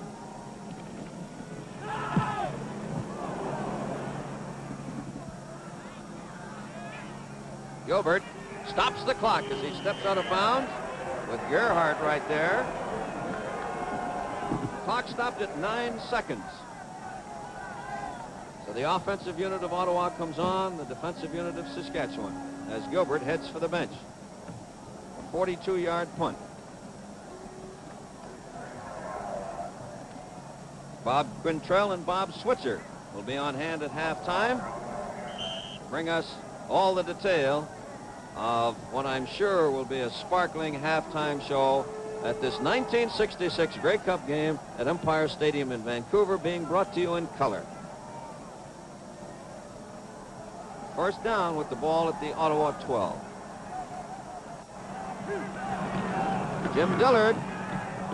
McWhorter stopped him up, and then Dempsey moves in. That completes the first 30 minutes of play in this Grey Cup game. With the score, Ottawa 14, Saskatchewan 14, and we'll return to the Grey Cup activity at Empire Stadium. Halftime at Empire Stadium in Vancouver, the 1966 Grey Cup game. Now here is Bob Quintrell. Right, Fred, and as you mentioned earlier, we should have a halftime show to match the sparkling football that we've seen so far in this Grey Cup game. Bob Switzer is here with me to describe these halftime activities. Bob? And now the teams are back on the field, and the second half is about to begin. Here's Fred Scambatti. Along with Nobby Wierkowski, spotter Art Dart, statistician Ron Andrews. And on the first 30 minutes of play, Ottawa 9 first downs, Saskatchewan 7. Ottawa a total offense of 233 yards. And the white-shirted Saskatchewan Roughriders 174 yards. The punting average 46 yards by Ottawa, 33.7 by Saskatchewan. Russ Jackson was good on 5 passes out of 10 attempts. Ron Lancaster 8 for 13. The 161 yards passing by the Ottawa Roughriders. Jackson's passing average gain in the first half was 32.2. Eagle Keys undoubtedly has devised some defenses to restrict that as Ottawa comes out. And of interest, the gentleman who currently holds the Grey Cup record for the passing average in yards is a fellow by the name of Nobby Wierkowski. 29.4, 1952 Grey Cup game when the Toronto Argonauts, with Nobby directing the offensive unit, were winners of a Grey Cup, and they were coached by Frank Clare, who is yet to lose a Grey Cup game. He's 3 for 3. Eagle Keys was here in a Grey Cup game in 1960 when he was coach of the Edmonton Eskimos, meeting Frank Clare's Ottawa team on that occasion. But it's a new half, a new ball game here. Ottawa 14, Saskatchewan 14. Nobby, what can we look for in this second half? Fred, I don't think there's going to be any drastic change. I think that both clubs are going to attempt to come out and throw the football and certainly score. I don't think that they're going to try to control the football on the ground, because in Ottawa and the Saskatchewan defensive units, you have two teams that are extremely difficult to run against. Looking into these end zone, George Reed and Ed Buchanan. Reed to the left as they're at the north end of the left. Mo Racine kicks off. Ed Buchanan to the 20, 25, out to the 35-yard line, and number 76, Jay Roberts, was the tackler. The ball coming back 32 yards after Racine's 62-yard kickoff. It is 1st and 10 for the Saskatchewan Roughriders. The third quarter of play, the 1966 Grey Cup game from Empire Stadium in Vancouver. Ottawa, their black jerseys.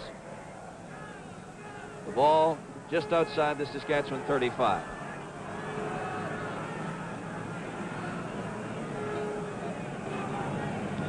George Reed.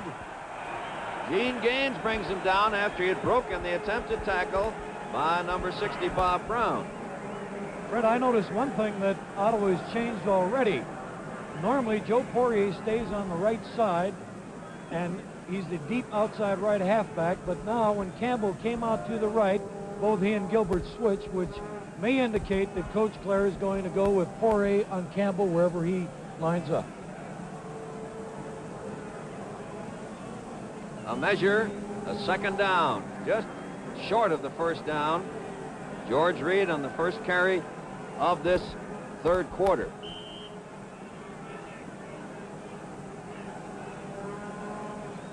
Second and inches. Dorsch is in place of Buchanan. Number 16 is Dorsch. It is Reed. He tries the center, and it is good for the first down as Conroy makes the tackle. Buchanan restored to the offensive backfield as Dorsch goes to the sideline.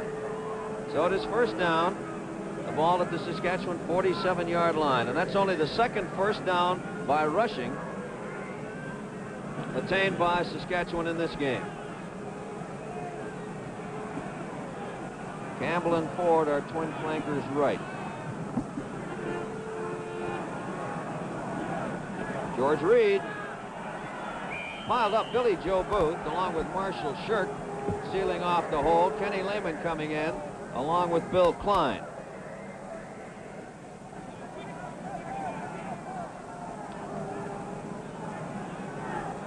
Reed in the first half had 7 carries for 31 yards. Buchanan 4 for 12. And it was mainly the aerial route by both clubs. 161 yards by Ottawa, 145 by Saskatchewan. 2nd and 6. Lancaster.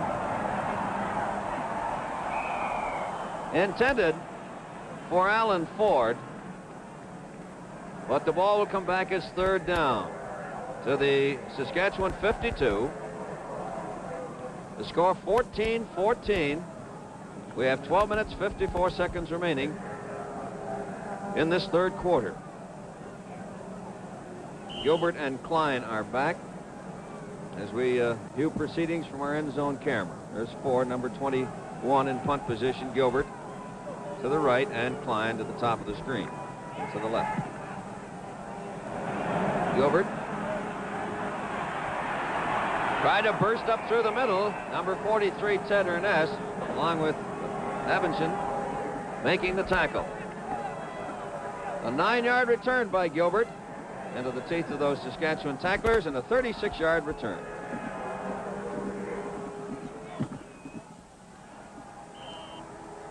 Come and see 67 Pontiacs. How many? 52 models. You said 67. I meant 52. Okay, see the 52 Pontiacs with 67 new models. Good grief. A 36-yard punt and a 9-yard return. 1st and 10, Ottawa, outside their own 30. Russ Jackson. Bo Scott. Number 50.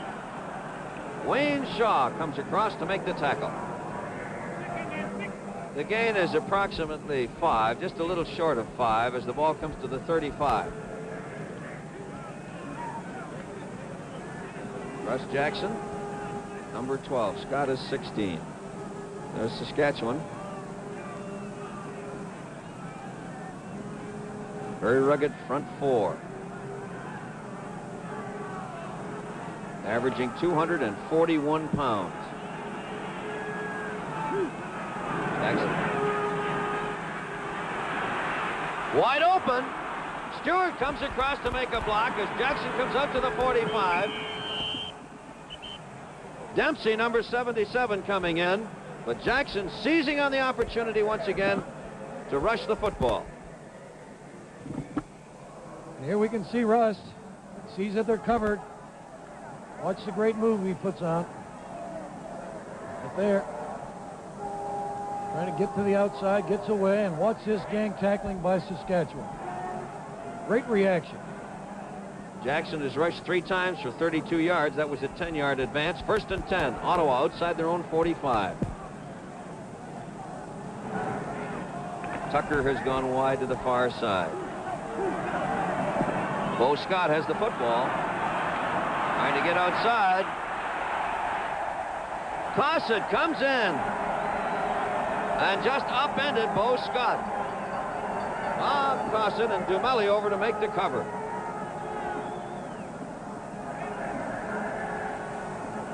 The gain is less than a yard. Leave it at 2nd and 10 as the ball just comes close to the 46-yard line of the Ottawa Roughriders.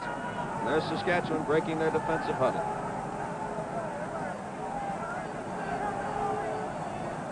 Saskatchewan 14, Ottawa 14.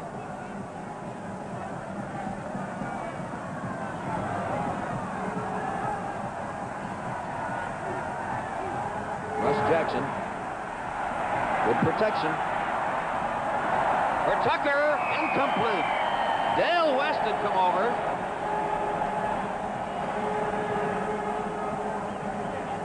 Just a wee bit too long. Whitman Tucker.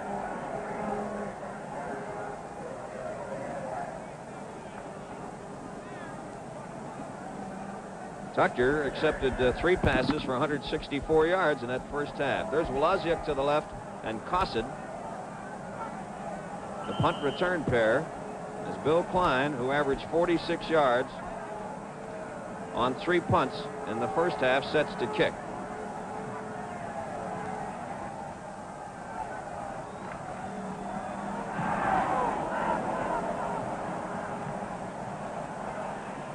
Wlaziuk, Peter Thompson, and then Doug Speck moves in, and there was another example of gang tackling, this time by the Ottawa Roughriders. Wayne Shaw came mighty close to blocking that punt. He thought he actually had it. 39-yard punt. The return was just 3 yards, and Saskatchewan will put the ball into play 1st and 10 from their own 30.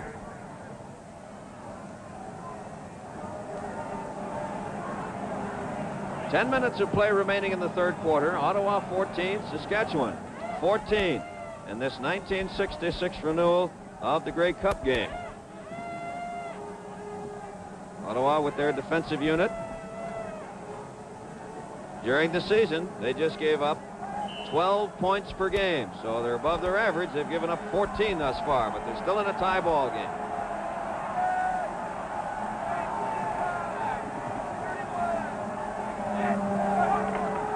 George Reed, Mike Bloom was in there, along with number 60, Bob Brown. The gain is 3, 2nd and 7 as the ball comes to the 33.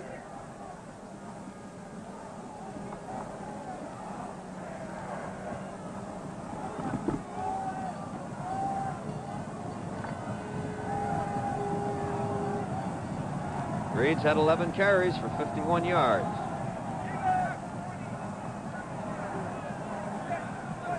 Lancaster. Shirk with pressure. Intercepted by Mike Bloom. Flag on the play. Illegal interference is the call. And we must await the decision of the official. Now, if it's against the Roughriders, they'll give up the football. And referee Al Dryber wants to make sure. If the call is on Ottawa, then Saskatchewan retain possession. Illegal interference. It is called against Ottawa. So it is a first down for the Saskatchewan Roughriders. And Fred, certainly that's a big break for Saskatchewan because Bloom really did interfere with Warden on that particular pass. First and 10 Saskatchewan at their own 46.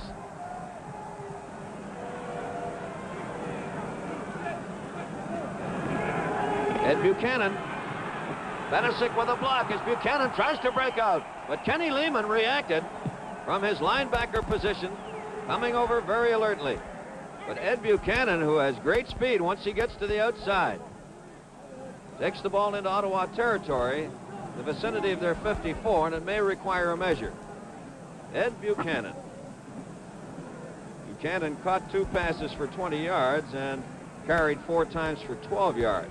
Number 25, Ed Buchanan, was reactivated to the Saskatchewan roster after spending most of the season out through injury. He came back in the 2nd game of the Western Final. There's the measurement, and it is short. Buchanan 5 carries, and he has gained 22 yards thus far in the game.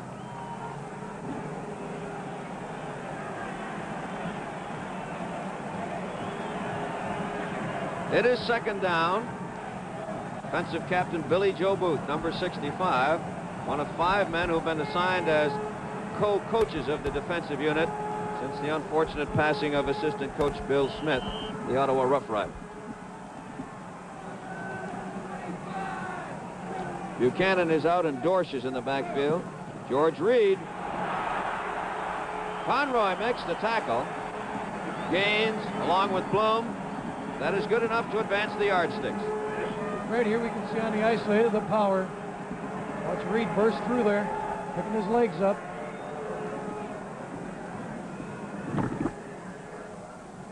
First and 10 for Saskatchewan, keeping the drive alive.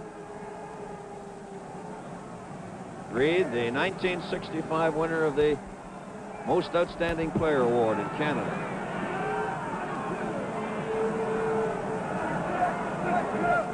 Lancaster still has the football.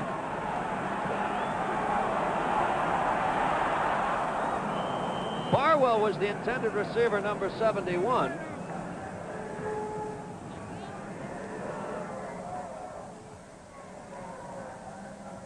Come and see new Pontiacs, 1967 Pontiacs at your dealers now. Ride the Pontiac winning streak. The ball comes back as 2nd down at the Ottawa 46. Saskatchewan in possession. The score 14-14, 7 minutes 47 seconds as Frank Clare appears intently out to that defensive unit. See if they can hold Saskatchewan.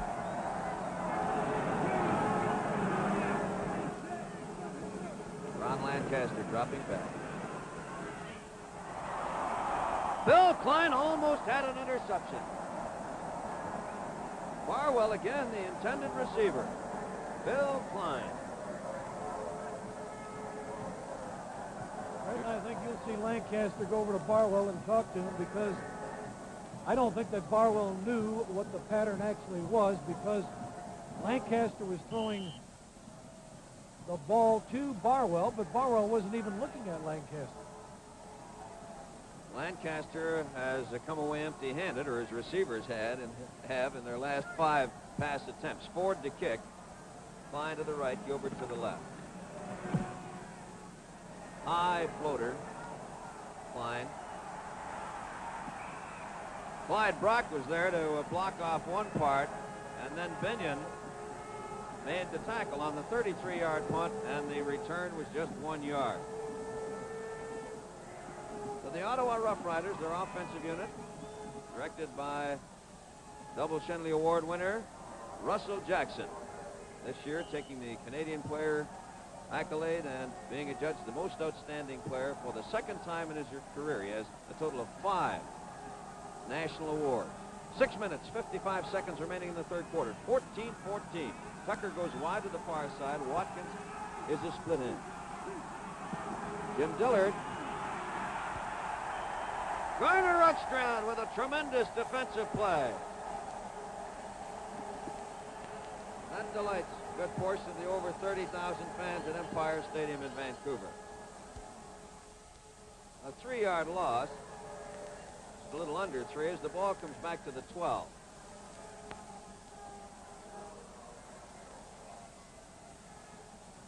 And while we've seen some tremendous offensive plays during the day, these two defensive units, both the Saskatchewan Roughriders and the Ottawa Roughriders, have come up with outstanding play. Jackson. Number 50, Shaw, was the man with initial pressure, and then Gerhardt come in, seized the opportunity to drive Jackson to the turf. Keep an eye on this now, Fred. He's trying to hit Watkins on the sideline enough. You saw the tremendous rush that Saskatchewan put on him. Wayne Shaw coming in there fighting off a block. That means they were blitzing. It is third down. The punt return pair, Woloziak and Cosset. Cosset to the right as we see them. Klein. High. Woloziak surrounded by Ottawa players, and number 66, Chuck Harrison, the rookie from Cornwall, Ontario, makes the tackle. The ball at the 38-yard line of the Ottawa Roughriders, but the Saskatchewan Western champions have possession. A 34-yard punt, and that's the poorest punt by Klein, and it leaves Saskatchewan in very, very good field position. A 14-14 tie in this third quarter. Huey Campbell parts for the far side out of range.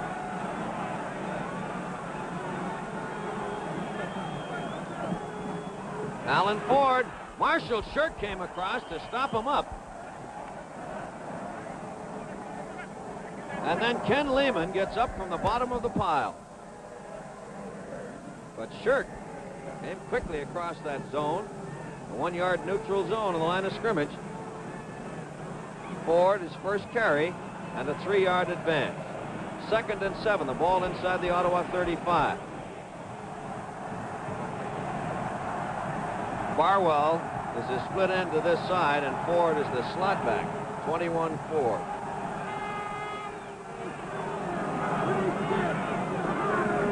It is George Reed. Shirk stopped him up again, and then Gene Gaines came through. Along with Billy Joe Booth and Bloom. Mike Bloom, number 20. Yeah, let's again watch this. There's a handoff. Tremendous running, but you notice the support that Gene Gaines gives the Ottawa Ball Club. He's like a second middle linebacker. Benson will try a field goal kick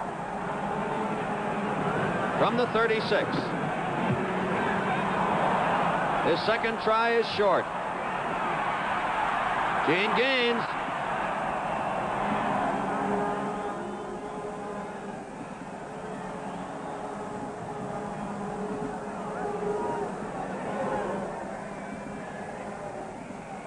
Today's brand of luxury at a Pontiac price. That's the new Grand Parisienne with hideaway headlights.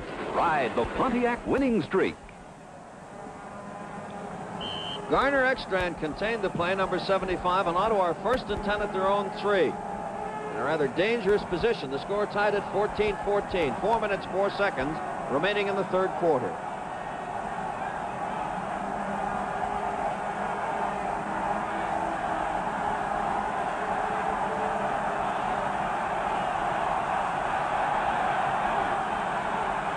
Dillard, a loss on the play as the right side of the Saskatchewan line barged through. Number 75, Ekstrand, who's playing an outstanding game, along with Ken Reed. A yard loss, 2nd and 11.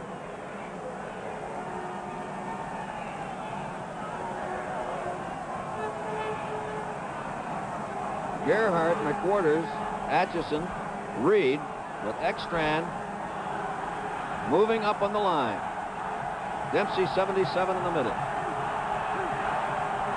Ron Stewart trying to come outside. Dusinski pulls him into touch. Bennett coming across along with Dempsey.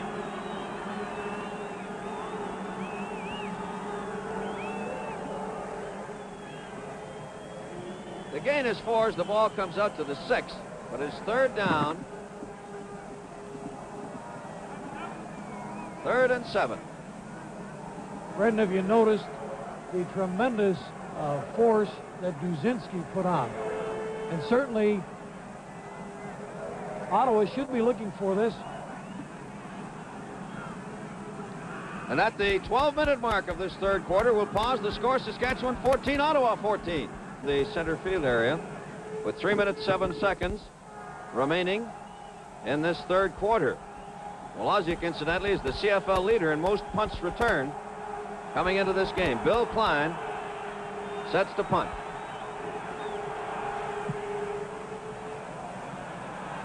Woloziak. Peter Thompson, number 71, along with Perdrix, and then number 56, Andy Shaw, makes the tackle. A 36-yard punt and a 6-yard return leaves Saskatchewan 1st and 10 at the Ottawa 32. And once again, the Western champions enjoy very, very good field position. However, their efforts at field goals, a mention, usually reliable, has been not productive in 2 chances. However, they are threatening.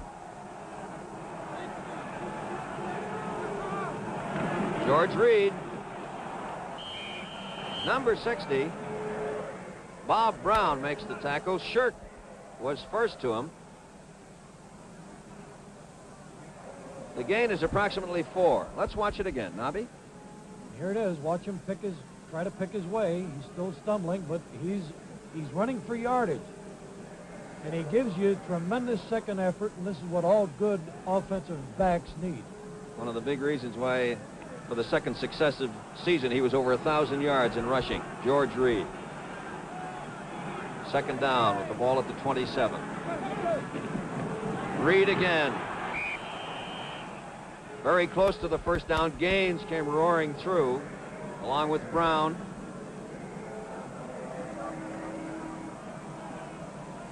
Real Driver requests the sticks.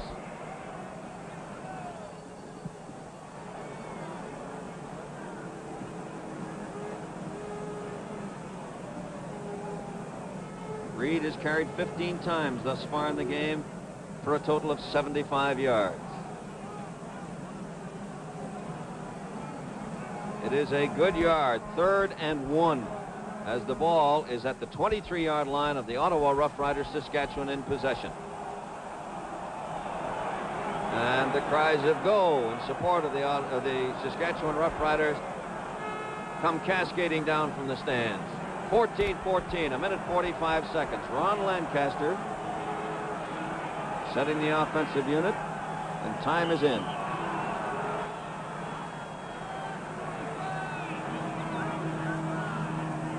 Seven-man front by Ottawa.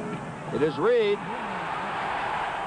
Gene Gaines tried to body check him, but not before George Reed had accomplished the first down at the 20 with a 3-yard advance. Fred, watch Reed jump over.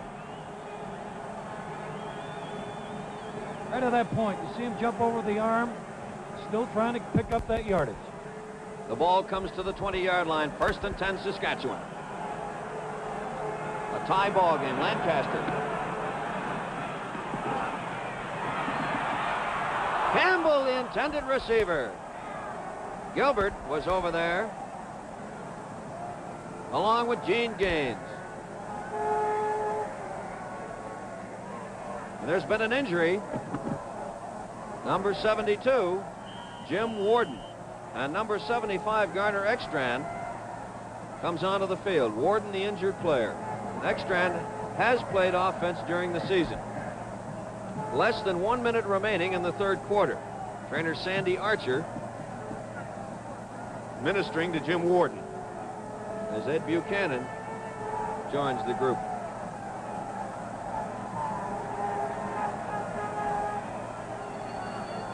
Jim Warden in his third season with Saskatchewan.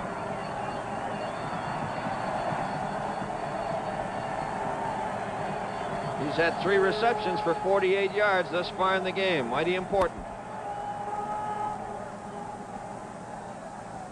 Henry Dorsch has come in for Alan Ford, who just passed through our picture. He's number 21. Warden appears to be all right. It is second down. The ball is at the 20-yard line of the Ottawa Roughriders. Saskatchewan in possession. 14-14. It's in good position for a possible field goal if this play is abortive.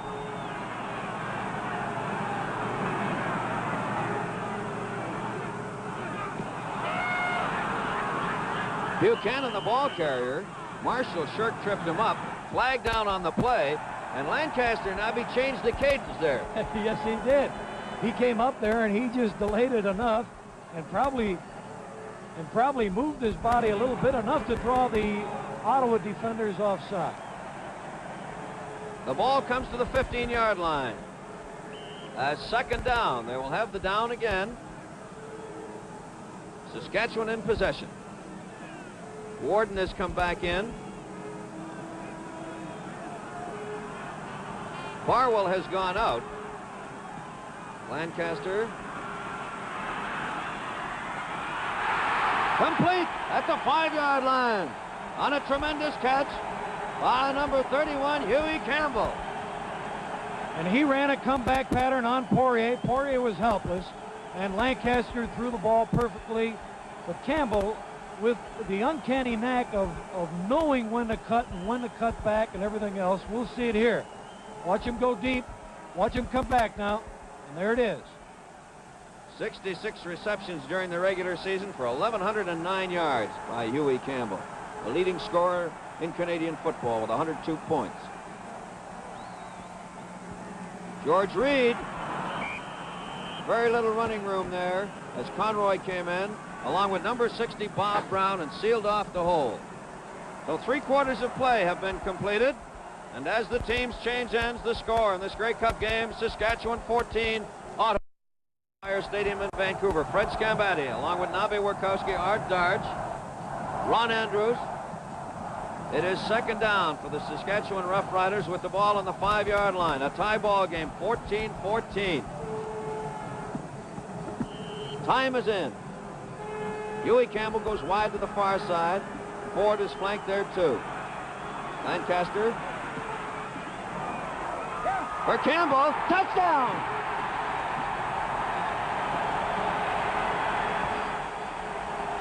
Nobby, that was just an exceptional catch. And he fought for that football, and he had to come up with it because certainly there were defenders around him. Lancaster threw a perfect pass, but Campbell just had a tremendous fight for the football. Benson will try for the extra point. 20-14 Saskatchewan.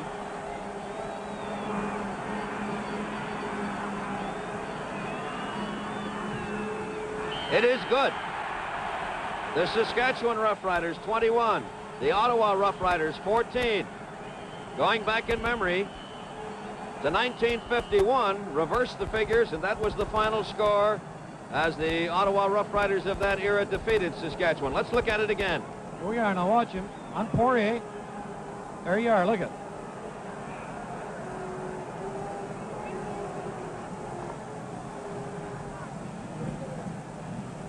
At the end of 3 quarters, Saskatchewan had 12 first downs, Ottawa 10.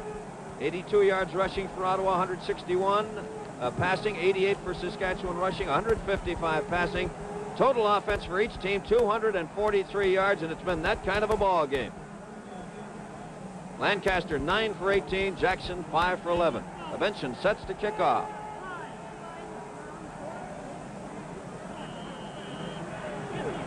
Gaines and Scott waiting. Gaines.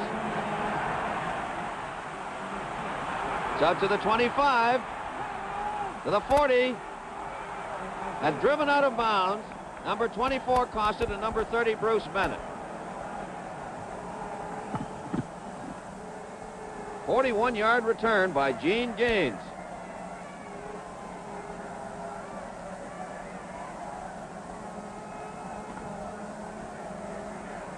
Incidentally, Gaines holds the CFL record for the longest kickoff return, 128 yards, 41 on that one off the 55-yard kick. First and 10 for the Ottawa Roughriders at their own 50. Jackson has the football. For Ron Stewart, and there was severe pressure back there. McWhorter, Atchison, and Reed. Dumelli covered off. Dumelli slightly injured on the play. A little slow getting up, but he's all right. Ron Stewart, winner of the Canadian Player of the Year award in 1960 when he set a CFL game mark for rushing.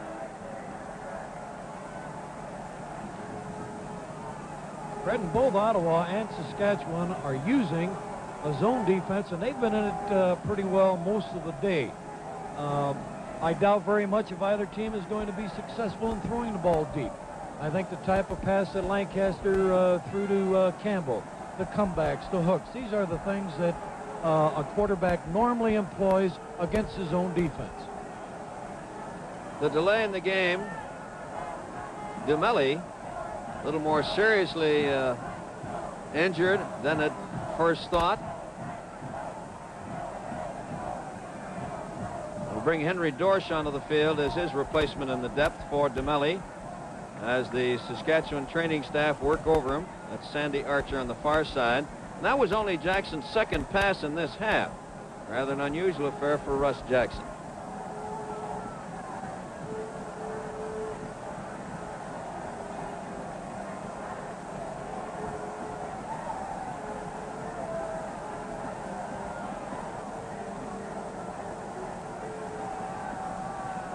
Referee Al Dryber is over there. Dumelli has played very fine football, not only during the game here, but during the season for Coach Eagle Key's Saskatchewan Roughriders.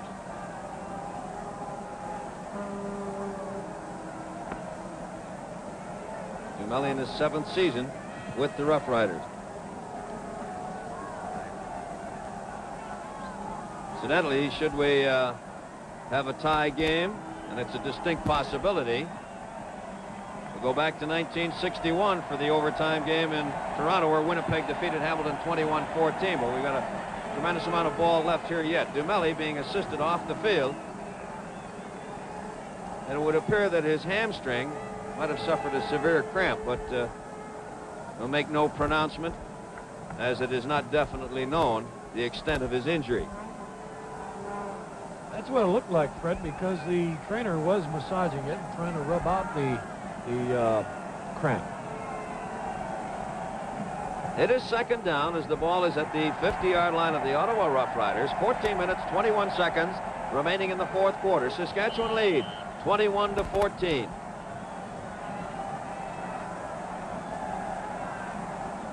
Dushinsky has come into Dumelli's place as Dorsch moves into Dushinsky's spot.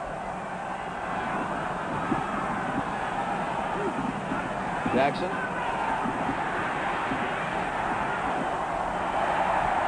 Intended for Wet Tucker, and once again, Nobby, that Saskatchewan front wall seems to be getting to Jackson. Reed prominent in getting into that backfield. They're coming back from the backside. Third down.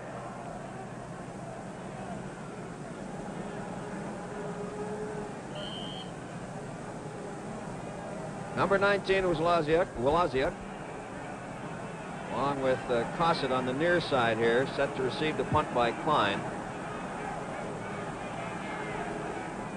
There's very little wind affecting the punting today. Klein sends a towering punt. Wolaziuk, Jay Roberts, and then number 51, Perdrix. There's a flag on the play, and Peter Thompson is called for piling on. Number 71 coming in late. And rather than having Saskatchewan down at their own 15 or 18-yard line, they'll come out 15 to their 33. And that will be a costly penalty. The punt was 40 yards, and they drove the receiver back 3 on the intended return. With a 15-yard penalty, they paid dearly for the infraction. 1st and 10, Saskatchewan at their own 33. They lead 21-14. Double wing is to the right. Buchanan, number 60, Bob Brown, with help from Bill Klein and Gaines. It is 2nd down as the ball comes out to the 39. A 6-yard advance, 2nd and 4. Eagle Keys, number 71, Gordon Barwell in the picture.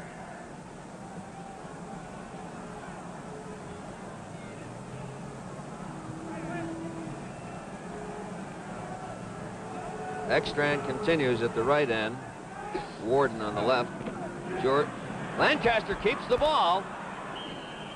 Poirier there, along with Obilovich. And Lancaster with great manipulation of that ball. That was a tremendous fake now. Fred, that had me completely fooled also, because I thought with their ends tight, the way they normally go on their second short yardage situation, that Reed had the ball. But certainly Lancaster came along and pulled a Jackson maneuver, and this befuddled Ottawa completely because Lancaster is not known as a runner. He only carried the ball 29 times during the season for 91 yards, and his longest was 24. But that run moved the Archsticks. 1st down as the ball is at the Saskatchewan 43.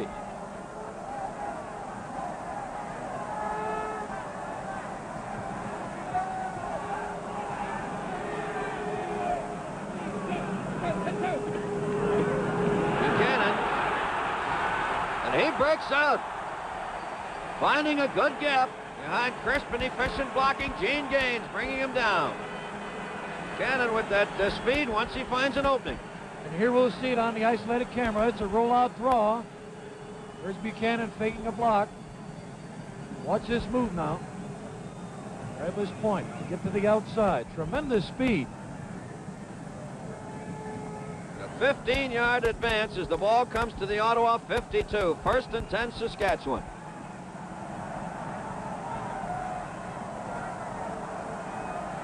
Barwell has returned at the left end. George Reed, Marshall Shirk in there first, along with Kenny Lehman and Billy Joe Booth. A gain of just a little over 5, 2nd and 5, as the ball comes to the Ottawa 48. Nobby, Saskatchewan appear to have the momentum. Right now, the offensive line is certainly coming off the ball. I think they can sense victory, and this is what they really want. They lead 21-14. Compact formation, the ends tight. Campbell flank to the side. George Reed again. Billy Joe Booth hanging on tenaciously.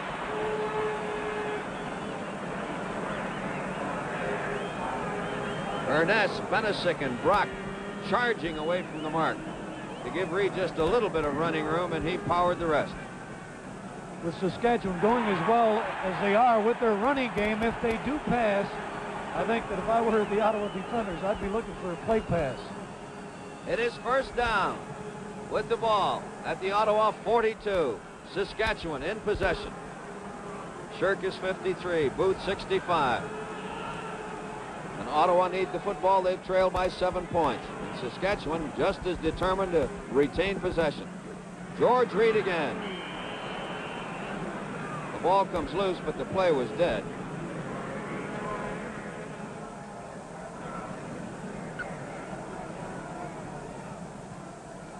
Ever notice that where there's excitement, there's Pontiac and Pontiac people? See your Pontiac dealer and join the excitement. The gain was 5 yards. 2nd and 5 with the ball just beyond the 37 of the Rough Riders. 10 minutes remaining in the 4th quarter.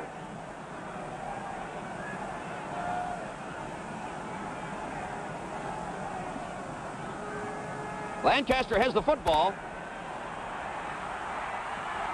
Intended for number 72, Jim Warden, who had a contest with Gene Gaines. And this will be interesting, Nobby.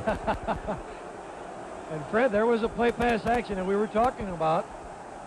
And Warden doesn't have that extreme speed, but if you saw, he got behind the defender. Again, Lancaster's excellent mechanical display in the backfield there. He put the ball on his hip, and the Ottawa defender certainly had trouble locating the ball.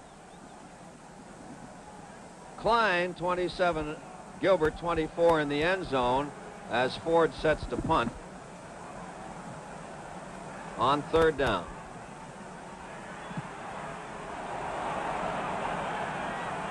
Klein, number 64, Benyon, was there along with Brock and Benesic to make the tackle on the 32-yard punt, and there was no return. 9 minutes, 23 seconds remain in the 4th quarter. Saskatchewan 21, Ottawa 14. 1st and 10, Ottawa on their own 6. And a good deal of that emotional charge that carried them through the Eastern Conference playoffs may have left them as they've come to this Grey Cup game. We shall see. Dumelli has returned to action, number 26.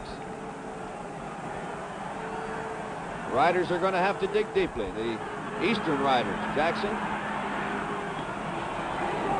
For Whitman Tucker. Called a completion out at the 15-yard line, and Dumelli makes the tackle. 26 on 26. The gain is 9, 2nd and 1 with the ball at the 15.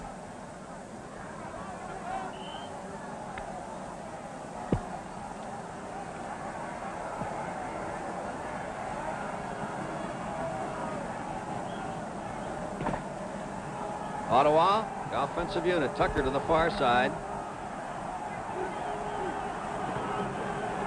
Jim Dillard. How did they make that first down?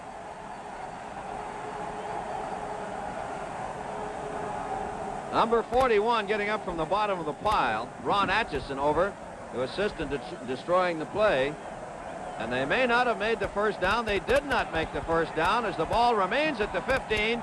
3rd and 1.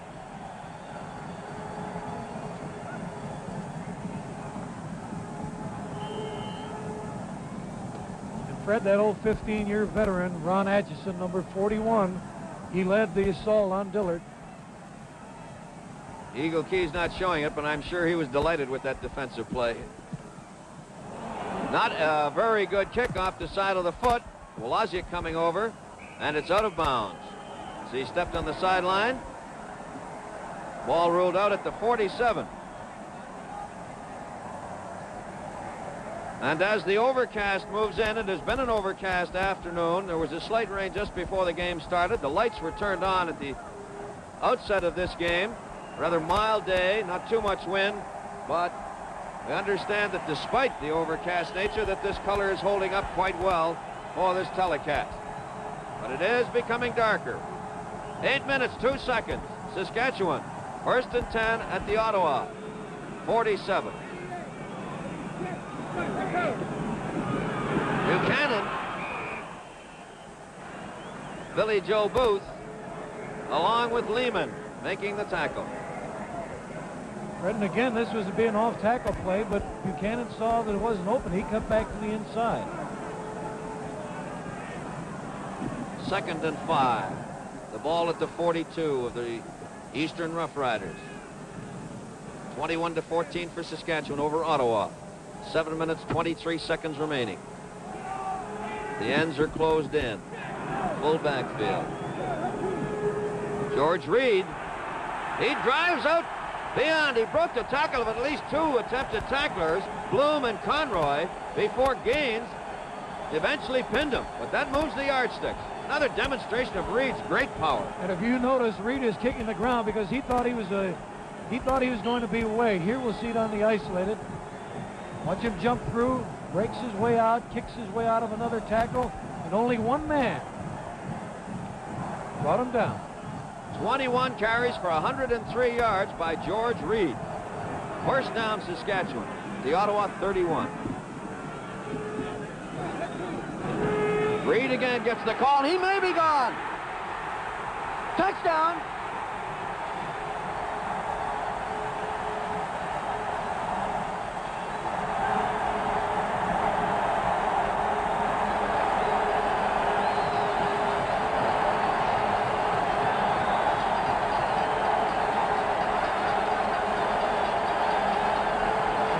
Broke a tackle right at the line of scrimmage, and he got in that secondary, and he wasn't about to be brought down. Nobby, I talked to George Reed last year, just a year ago at this time, when he received his national award in Toronto. He said his ambition was to play in a Grey Cup game and be a winner, and he's contributed largely on this afternoon, should Saskatchewan prevail. The kick is good. The Saskatchewan Roughriders, 28. The Ottawa Roughriders, 14. 6 minutes and 30 seconds remaining in the fourth quarter.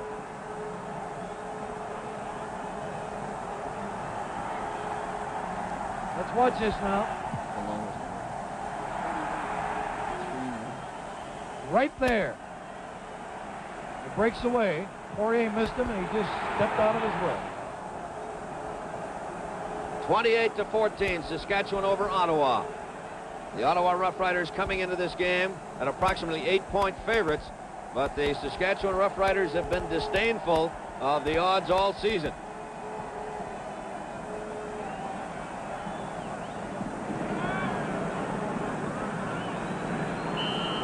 Benson kicking off with Gaines and Scott in the end zone. It's short and out of bounds, marked at the 12.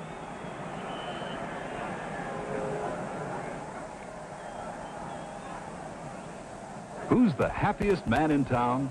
Your Pontiac dealer. The 1967 Pontiacs are making everybody smile. The Ottawa Roughriders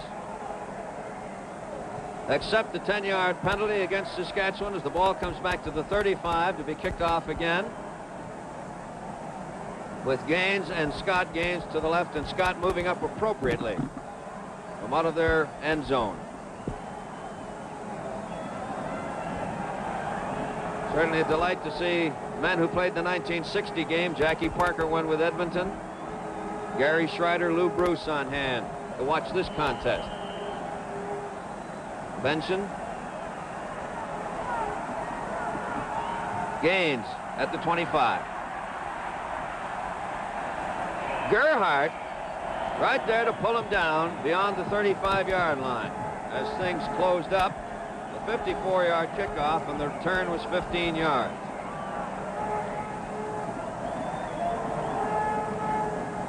First and 10, the Ottawa Roughriders, who trailed by 2 touchdowns. And that sturdy Saskatchewan defensive unit have prevented any scoring by Ottawa since the teams returned to play after the first 30 minutes. Jackson. Back against the flow to Stewart, flag down.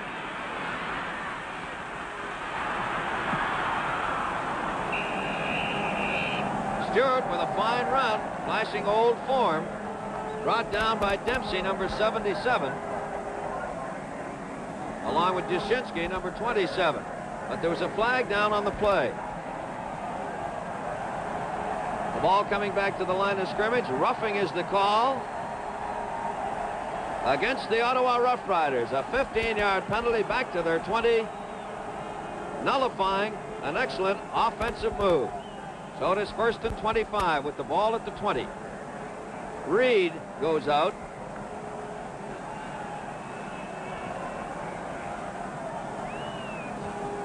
Ottawa's only picked up 19 yards this half, 9 in the air, 10 on the ground, and you just know Coach Frank Clare who was acclaimed Coach of the Year and may well be straddled with a jinx affecting Coaches of the Year.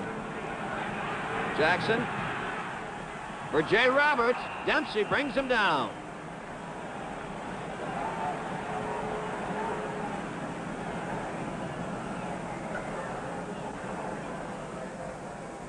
The welcome mat is out at your Pontiac dealers. Come on in and warm yourself by a new Parisienne 2+2. It's a hot one.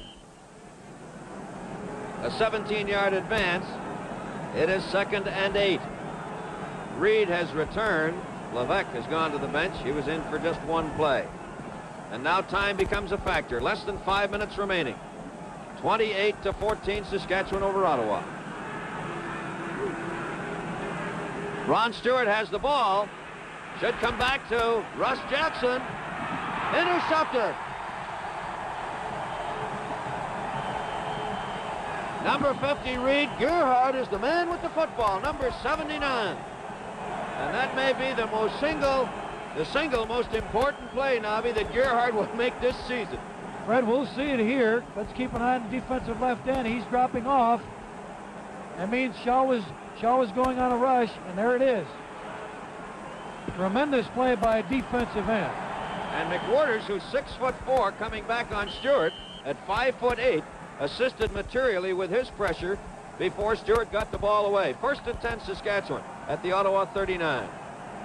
Campbell is flanked very wide to the far side.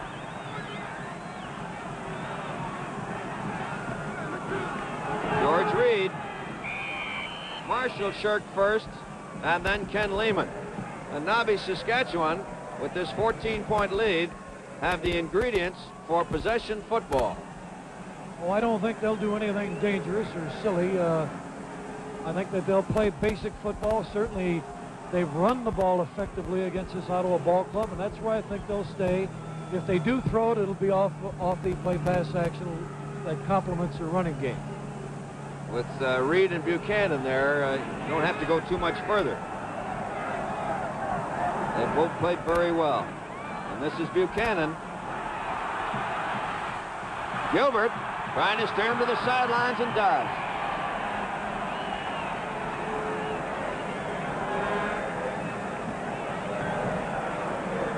Again, Buchanan was going to turn up. He saw that the hole was blocked by Mike Bloom, and he got to the outside. Buchanan has tremendous speed, and this is the only reason why he can get to the outside. You notice he gave Gilbert a couple of moves, and then he leaned in as he felt Gilbert hitting him. It is 3rd down and 2 with the ball at the 31 of the Roughriders. 3 minutes, 34 seconds remaining. 28-14 Saskatchewan over Ottawa. And no gamblers, Saskatchewan. Ford will kick. No need to gamble. Oh, Ford with a good punt. Klein gives up a point. And that could be a very, very important point because it puts the game beyond 2 touchdowns of the Ottawa Roughriders. 29-14 after the 43-yard punt. 3 minutes and 19 seconds remaining. And the Eastern Roughriders will have to dig very, very deeply if they have any hopes of coming close in this game. 29-14 Saskatchewan over Ottawa. The 1966 Grey Cup game in color from Empire Stadium, Vancouver, on an overcast day. Ron Stewart.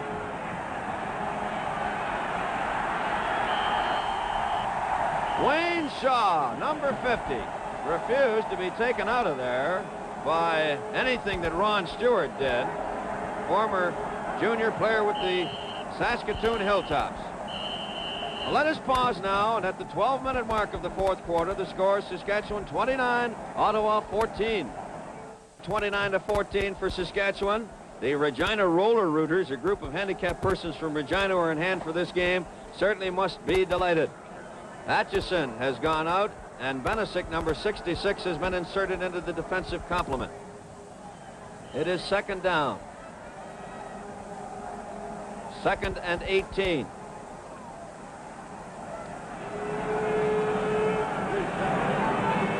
Jackson. Reed with pressure, and then Ekstrand. Whittaker could not control the ball.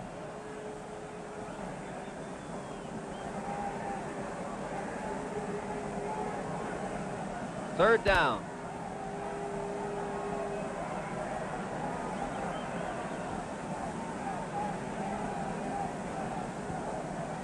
Woloziak comes on to team with Cosset in anticipation of a punt by Klein.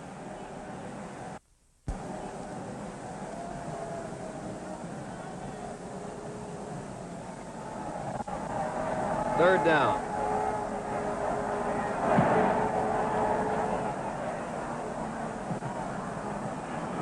Woloziak. He gets some added yardage with a determined effort as number 50. Mike Walterzak moved in. Then Klein came up to make the tackle. So Saskatchewan have possession of the football again after a 31-yard punt, and Woloziak with an 8-yard return. He returned 486 yards during the season on 84 returns to lead the Western Football Conference. First and 10 Saskatchewan at the Ottawa 40. Ron Lancaster directing the offense. Buchanan, number 60, Bob Brown, slices across to bring down the ball carrier. And these jinxes that prevail, men who have been adjudged Coach of the Year, have not had success in Grey Cup games or retaining their jobs. And there's also a hoodoo on the player adjudged the most outstanding player in the nation. Anytime he has been in a Grey Cup game, he has not come out a winner. So these jinxes may hold. 29-14, Saskatchewan over Ottawa. 2nd and 8.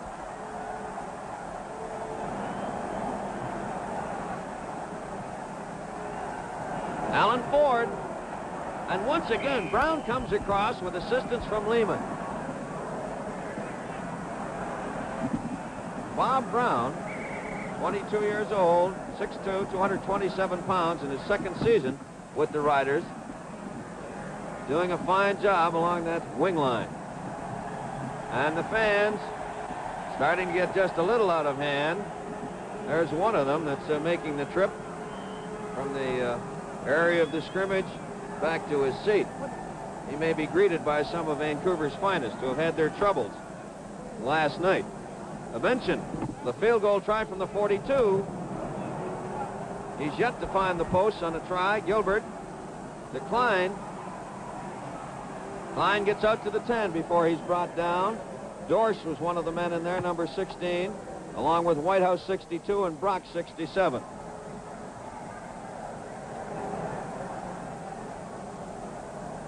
Reg Whitehouse in his 15th season, 33 years old. There's Gene Gaines. He came back to the bench. 1 minute and 19 seconds, the unofficial time remaining in the game. Saskatchewan 29, Ottawa 14. Ron Stewart.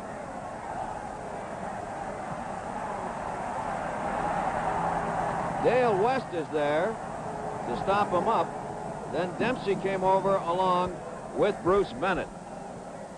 And these Saskatchewan Roughriders move relentlessly toward the Grey Cup and victory in this 1966 renewal. They lead 29-14. Brett, and I think the biggest single deciding factor in this ball game has been the ability of the Saskatchewan defense to completely control the Ottawa offense. 2nd and 6. Jim Dillard out to the 25. Cosset moves in along with DeMelli. Saskatchewan, in 8 tries for a Grey Cup prior to this time, have not been able to capture Canada's premier prize for football, but it would appear with 37 seconds remaining in the ball game that they have done the job for Coach Eagle Keys on this overcast afternoon. Jim Dillard again, pulled down by number 50. Wayne Shaw, who's enjoyed a great afternoon. And Wayne Shaw goes out.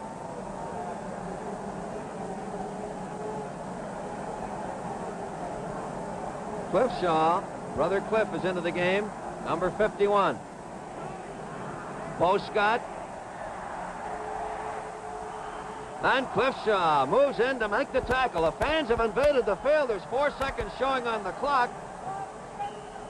And it would appear that as in the 1960 game here, where a fan spirited the ball away with 41 seconds remaining, that we will have a contest that is not officially complete according to the clock. There's 4 seconds showing. However, it is all over. The Saskatchewan Roughriders have defeated the Ottawa Roughriders 29-14. And the emotion, the drive, the momentum was with the Roughriders of the Plains as they prevailed over the Eastern team by 29-14. They had the offense, which certainly everyone expected from the Saskatchewan Roughriders, and they also had the defense today. They shut out the Ottawa Roughriders during the second half, completely containing Russ Jackson and that potentially powerful Ottawa Roughrider offensive unit. Certainly Lancaster, there were stars aplenty, both offense and defense today for the Riders, the Saskatchewan Roughriders. Now stand by. In a moment, we'll have the presentation of the Grey Cup and player interviews. The 1966 Grey Cup Classic in Empire Stadium in Vancouver is now history. The Saskatchewan Roughriders, first place winners in the Western Conference this season, apparently on the tag end after a tremendous start, came up to the playoffs in good style to defeat the Winnipeg Blue Bombers in 2 games and come into this Grey Cup final with an inspirational performance that provided the province of Saskatchewan, the city of Regina, with their first Grey Cup win by 29-14. Nobby Wierkowski, how did you view the game in general? Fred, in the first half, I thought that Ottawa threw the ball effectively. They did run it at times successfully, although they didn't really try to run the ball as much as they maybe should have. But certainly, Saskatchewan was not to be denied in today's ball game. They came out in the second half. They made the adjustments. They put extreme pressure on Russ Jackson. They defensed the run. They had the running game with George Reed and Ed Buchanan. The offensive line came out, and they created holes in the Ottawa defense that normally wasn't done all year. And I thought this was a big factor in that second half. Lancaster didn't panic and certainly was not concerned whether he threw the ball or not, just so that they gained possession of it. And by doing the running of Reed and Buchanan, control the offense, control the ball, and this is basically why Ottawa didn't have the ball that much the second half. Well, Lancaster, to me, today, Nobby, was a master magician out there, both at the way he masked his plays and also his play selection. He seemed to have it. He fully realized what he had going for him with backs such as Reed and Buchanan, and when he had to use the pass, he did. There was one pass, an unfortunate play for Bob Obilovich, but an equally fortunate one for Saskatchewan, as Alan Ford was very, very alert on one long pass. Now let us stand by, and we'll resume with the post-game activities in just a moment. All right.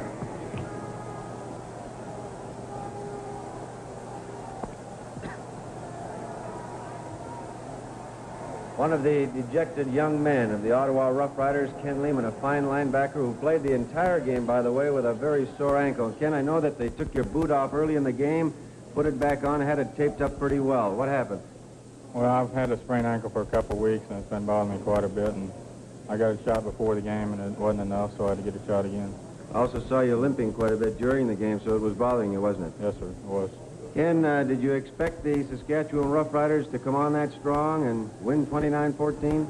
I actually didn't think they'd beat us, but they beat us exactly what I thought they'd do. First half, they got quite a few breaks, and second half, they just picked us in the middle, in which I think Ronnie Lancaster, he's the one that did it, really, because he calls the automatics and does a real good job at it.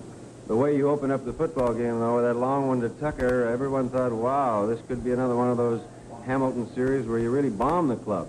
Well, we couldn't. I think the footing was bad out there. We couldn't get a running game going, and you just can't depend on them long bombs when they're playing zone defense on you. Does the field bother the linemen quite a bit more than the backs? Yeah, I think it does, because you can't get a footing out there, and it's really tough. Okay, thank you very much, Ken. I know I have to get back. Ken Lehman, the fine linebacker of the Ottawa Roughriders. Another defensive ball player, Gene Gaines. And Gene, they tell me that you are the outstanding defensive back out in the East, and today you had a lot to handle with that Saskatchewan club. Yeah, Saskatchewan's a pretty rough club because they run that ball very good, and Ronnie fakes the ball real well, and he throws well to all his receivers. And this was one thing that we were expecting of Ronnie, and we were trying to control it, but like I say, they got a few breaks, and we had some mental mistakes on individual defensive backs that gave them, which always occur in a ball game, and they took advantage of these breaks, and they went on out in front, and the rest of it was hard work on the ground, and they maintained their poise, and they went on to win the ball game. When you started the game against Saskatchewan, did they come at you the way you expected? Well, we expected them to come at us running more, but they came out passing more, and actually we figured Ronnie would pass, but we expect him to run the ball more. So we were more conscious of his running with Reed healthy and Buchanan healthy, so we expected to see running in a nice day, and we felt that they would be running the ball more. And I think Ronnie got a couple of lucky passes in on us because he threw the ball up high, and that's all you have to do against a defensive back is put the ball up there and it's a perfect pass and let the receiver run under it. And that's what happened. Ronnie just threw that ball up high, and we just hesitated a little bit with that fake, and he had enough time, and the receiver ran on the ball. When George Reed got away for that, what appeared to be the clinching touchdown, was the Ottawa defense expecting to throw at that time? No, actually, we were playing for a run more. I think it was a mental mistake on one of the linemen, and this was the thing, because we were playing a mix of defense, and the backs are covering down on all the individual receivers, and it makes it pretty hard for the backs to recover after they split you out wide. As you know, Saskatchewan split very wide on their linemen, and we have to rely a lot on our linemen to stop the play at the line of scrimmage, and the backs have to try to cover those receivers because, Ronnie had fooled us once before on that fake to the fullback and the halfback and threw the long bomb, and this is what we were expecting. So we had to honor him for the pass. Well, Gene, you played exceptionally well. Congratulations on getting to the Grey Cup. I thought the Ottawa club did very well. Yes, we played a rough team, and I got to give it to Saskatchewan. They're a rough team, and they're a very good team, and I'm glad that they were the ones that beat us because they deserved to beat us. So they were the better team today. Okay, thank you very much. Thank you, Ernie. Congratulations. Gene Gaines, the fine defensive back of the Ottawa Roughriders, and I think that Eagle Keys is standing by. Eagle Keys and Commissioner Sidney Halder. Well, Mr. Halder, I think that shake hands with you first because this will be your last Grey Cup game that you will officially preside over. Mr. Ted Workman, the president of the CFL and the winning coach. And Eagle, I know that you waited a long time for this, and I know it's a very happy moment, and you're usually very, very quiet. I wouldn't mind if you took a big yell now because I know how you feel. Ernie, words can't describe how I feel. This is the greatest thrill I've ever had in my life. So what more can you say? You said that you were coming up with something different before the game when I interviewed you. Maybe you could go into a little detail. Well, it didn't work the first time we ran it, so we got away from it and tried something else, Ernie. We used 3 flankers out to one side, and then for some reason we planned on going back to it, but we never did get back to it. Well, Eagle, I know that Commissioner Halder is all set to go here to make a special presentation. Do you want to do it now, Commissioner? Yeah. All right. If you just hold on. All right. Eagle, President Ted Workman and I are very, very happy to present to you this historic Grey Cup trophy, which is emblematic of the Canadian Championship, and for which, for the first time ever, the name of the Regina Roughriders will be inscribed on it. And it's a very, very happy occasion. And my heartiest congratulations, and will you please congratulate each and every one of your players for me. They turned in a magnificent game, and it was a good game all the way through, and I think they're worthy victors. Congratulations, Eagle. Thank you very much, Mr. Halder. Ted Workman, president of the CFL. Well, of course, Eagle, we'd like to double the thanks, and I can't add to what Commissioner Halder said, except that I feel a little bit warmer about it because you're a former Alouette. Of course, you know that's where we're from, so. Thank you very much, Ted. Great job, Eagle. Thank you. Thank you very much, Ted. Thank you, Ernie. President of the CFL, if you just hold on for 1 second, Eagle, I want to know exactly what's going to happen after this game. I know that you don't plan that far ahead after a Grey Cup game, but I suppose that your players will be getting back. When would they go? Yes, we'll be getting back sometime tomorrow night, Ernie. I think it's 8:15. And tonight, of course, it's celebration time, Eagle. Yes, we have a big party all lined up. Ernie. Well, I'll let you get to it as quick as you can. But I'd just like to say to the people of Saskatchewan, this is your cup. Okay, Eagle. For this year. Thank you very much. Eagle Keys is a very popular coach of the Saskatchewan Roughriders, and it's the first time they've ever won it, and he helped them. Now, Frank Clare is standing by. Frank, could you come in? Frank Clare. Frank, it was a tough game, I know, and we watched you through the entire game. You were pretty cool. There were no antics going on there. It looked as though your club, even though when they were down, were quite confident they could come back. Well, I think so, Ernie. We were beaten by a very fine team today. Eagle Keys, Saskatchewan Roughriders. All credit goes to them. They played well. They outplayed us. We had a few tough breaks. We never seemed to get many, but sometimes a good team and a great team like they are, they just outplayed us, and they won it very honorably. Do you think that possibly this is an anti-climax after you did so well against the Hamilton club, that it was a bit of a letdown? You couldn't get back to that form? Well, no, I don't think we can talk about anticlimactic things now. This is a great game. I think our boys tried it. We had it for a while there. We're right even, but they sort of took it away from us, Ernie, and everything, all the credit, they're certainly deserving of all the credit. Thank you very much, Frank. Thank you. See you later. Now, Russ Jackson. Russ, come on in. Hi, Ernie. How are you? Well, not too bad. The way you started that game with that pass to Tucker, I thought, uh-oh, Jackson's at it again. Well, Ernie, we got the 2 long passes, but that's about all they gave us. We didn't move the ball very well, and we couldn't come out of our own end. When they put us back there, they kept us in there, and that's how they won the ball game. Did they come at you any differently or than you expected? Not really, Ernie. We expected them to try and contain me, and certainly that's what they tried to do, and I had to cut the roll-offs off a little bit shorter than usual and try and throw from there. But they did a terrific job defensively on us, and as I say, when they don't let you come out of your own end when you got the wind, then you're in trouble. You find them any tougher, say, to go against when you're in your own end than, say, Hamilton or Montreal, the clubs in the East? Not really. I think any club is tough when you get down inside your 10, and certainly they kept us down there in that almost entire third quarter, and this was, I think, where they won the ball game, because we wanted to go out there in that third quarter and get some points, and they managed to score, and we didn't.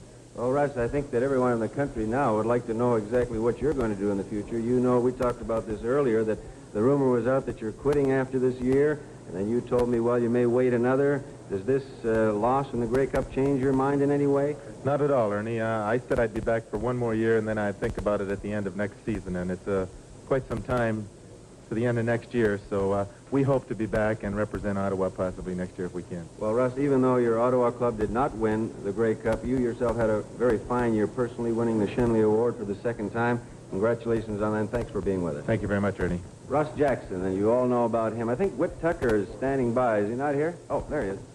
Whit. Pleased to meet you, Ernie. How are you? He caught 2 touchdown passes, and that first one, where you got behind DeMelli, tell us about that.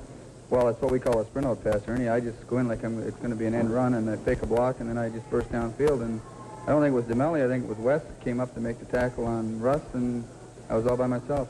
And the second one, that was a beautiful run. Well, the second one was a little funny. It was really a broken play, and Russ was caught, and I just took off, and he just hit me in stride. Did you find that they were defending you any differently than you had expected? Well, really, a little bit. I thought that they were using a bit of a different zone than we had planned on. They were using what we call a Rob and Lil, and they had a man in our curl end zone, and we had a little trouble hitting that all day, and that's really our big play. Okay, thank you very much, Rick. Thank you very much. Lots of luck to you.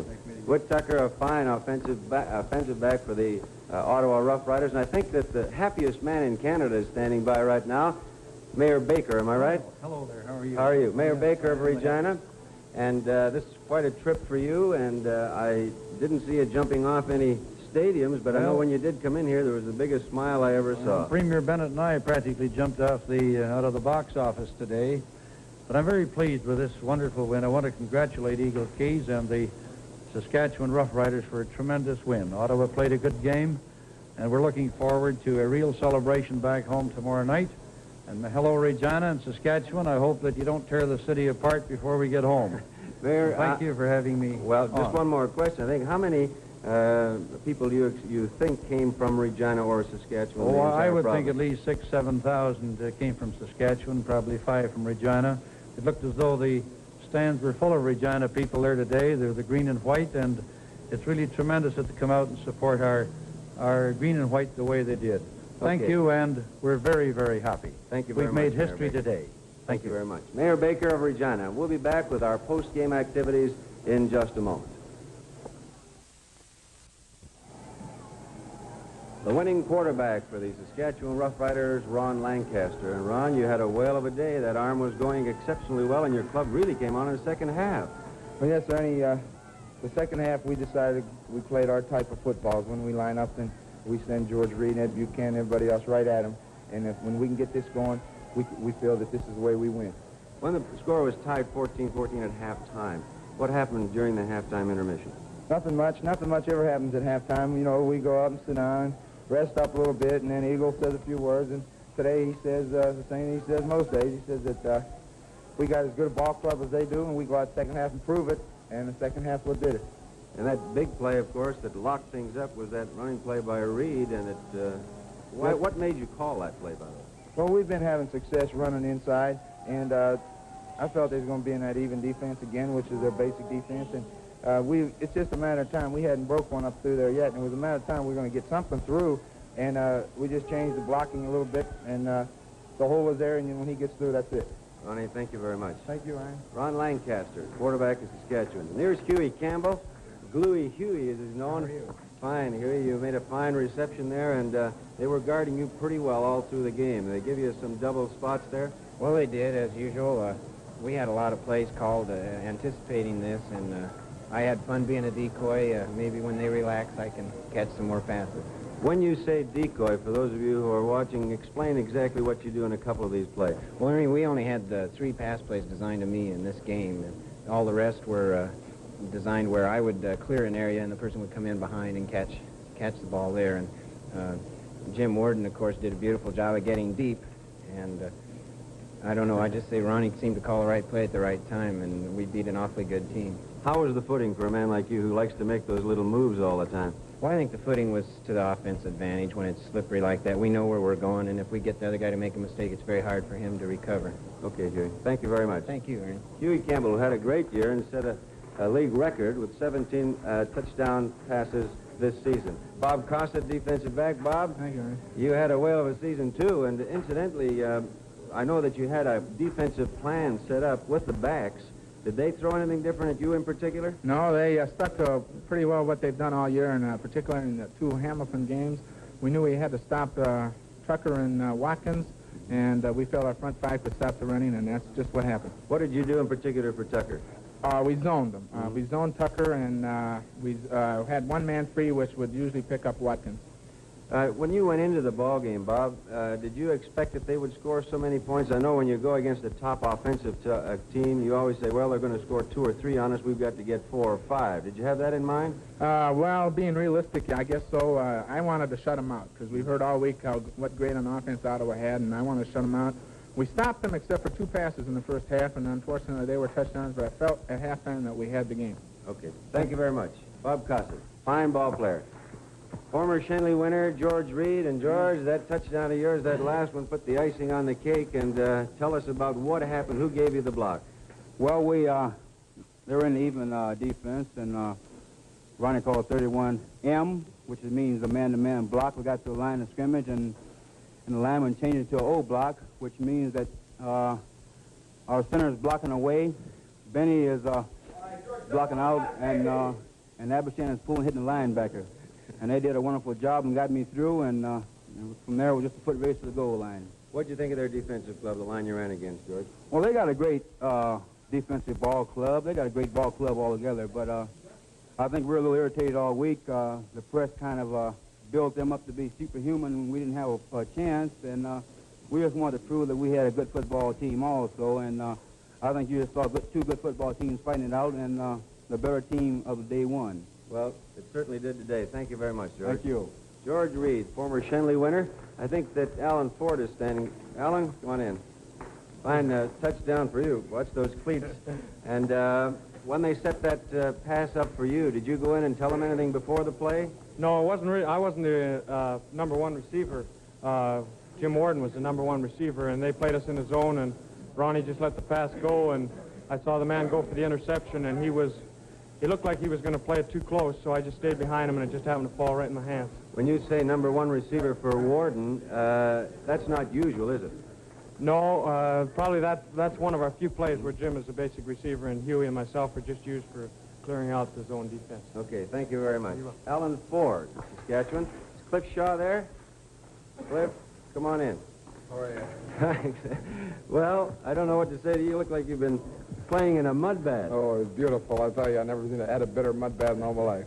You're the fellow that says he looks like he's 14 years old. They all call him Kid. I don't know. It was the way I feel. Beautiful. Well, Cliff, did you expect that Ottawa club to be beaten this way? I tell you, when I seen them two long bombs they threw for touchdowns, I was scared, but I knew we had more than they did, and we finally came through. How was the hitting, Cliff? I didn't get in too much, but it was hard. Anybody belt you? Did you get a few belts in? I don't remember. I'll remember tomorrow. You're out for that party tonight. Oh, too. you want to believe it. Okay, thank you very much, Thank you. Cliff Shaw, the Saskatchewan Roughriders. I think Ed Buchanan. Ed, congratulations. Thank you very much. A fellow who missed most of the season, came back in for the playoffs, played so well against the Winnipeg Blue Bombers, and today you were moving, Ed. Had to move. I only played, we played 3 games, 3 tough games. We beat Winnipeg twice, and we came in and beat Ottawa. And I think just about every game we played this year, I think we was underdogs. I love being underdogs. I think the whole club would rather go into a game that way, wouldn't That's right. It fires us up a little bit. You know, they always think of Saskatchewan small and so on. And they don't realize that we have just as good a team as anybody else, and not better. No, it's just like Green Bay Packers. They're from a little small town, and they're the champion. They have a good ball club. And I think the people judge our team on the size of our town instead of the size of our team and the ability of our team. And we have a great team. And it'll be a much bigger town tonight, I'll tell you that. Oh, I tell you, I'm glad I'm not going back tonight. I'm glad I'm going back tomorrow night, because they'd probably kill us in there if we came in there tonight. Thank you very much, Ed. Ed Buchanan, a fine halfback of the Riders. Let's bring in Jim Warden now. Jim Warden, who was the primary receiver tonight, caught a fine touchdown pass. Jim, who belted you? Wow. Oh, I don't know. I can't figure out why you guys got this set up on the Ottawa side. How come you're not on the Rough Riders side? Well, this is the only side. Jim, I think a lot of people across the country have underrated you over the past few years. Eagle Keys has been saying for the past 2 that you are the best tight end in the country and a very underrated receiver. I think you proved that today. What, that I was underrated? That you're a great receiver. Oh, well, I don't know. I just do the job, you know. I'm not usually a primary receiver today. I happen to be lucky, that's all. Well, what about this nose? When did you get that, the top of the beak? Shoot, I don't know. I really can't tell And you don't care right now? No. Okay, thank you very much, Yeah. Jim. Right. We'll be back with some of our post-time activities in just a moment.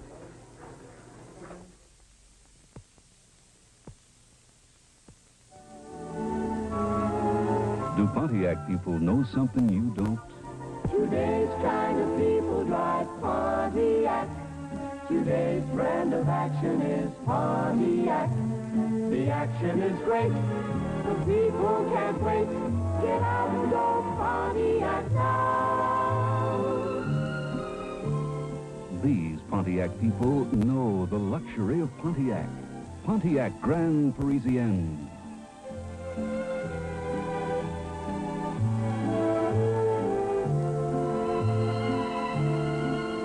If you'd like to know the luxury of Grand Parisienne, see your Pontiac dealer. Pontiac's great. Better not wait. Get out and go Pontiac now.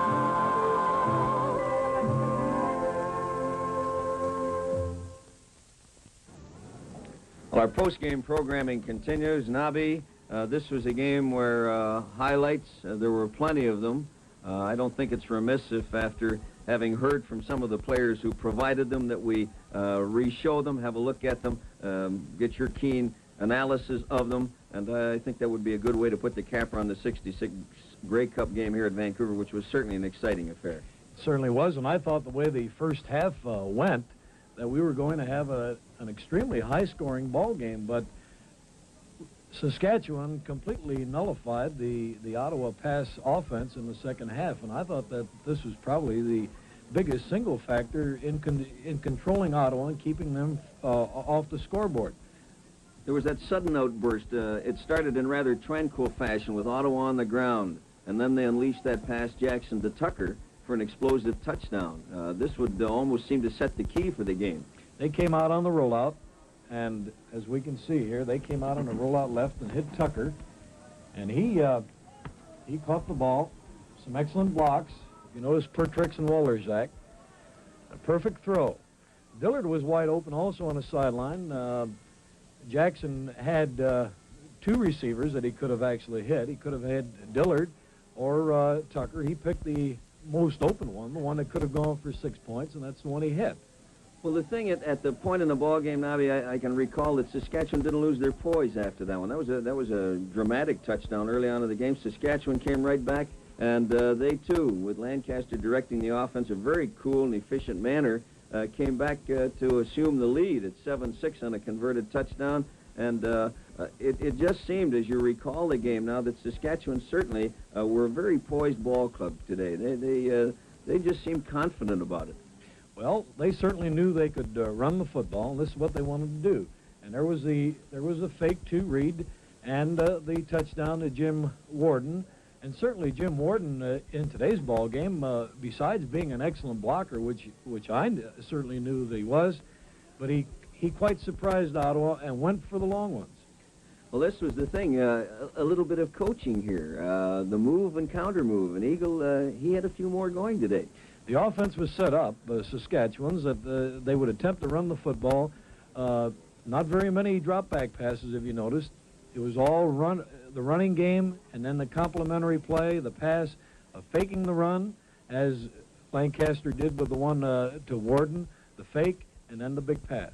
Well, Ottawa came back, they, as you mentioned on the telecast, and it was mentioned subsequently in the post-game review by the players, that it was a broken play. And yet this attests to the ingenuity.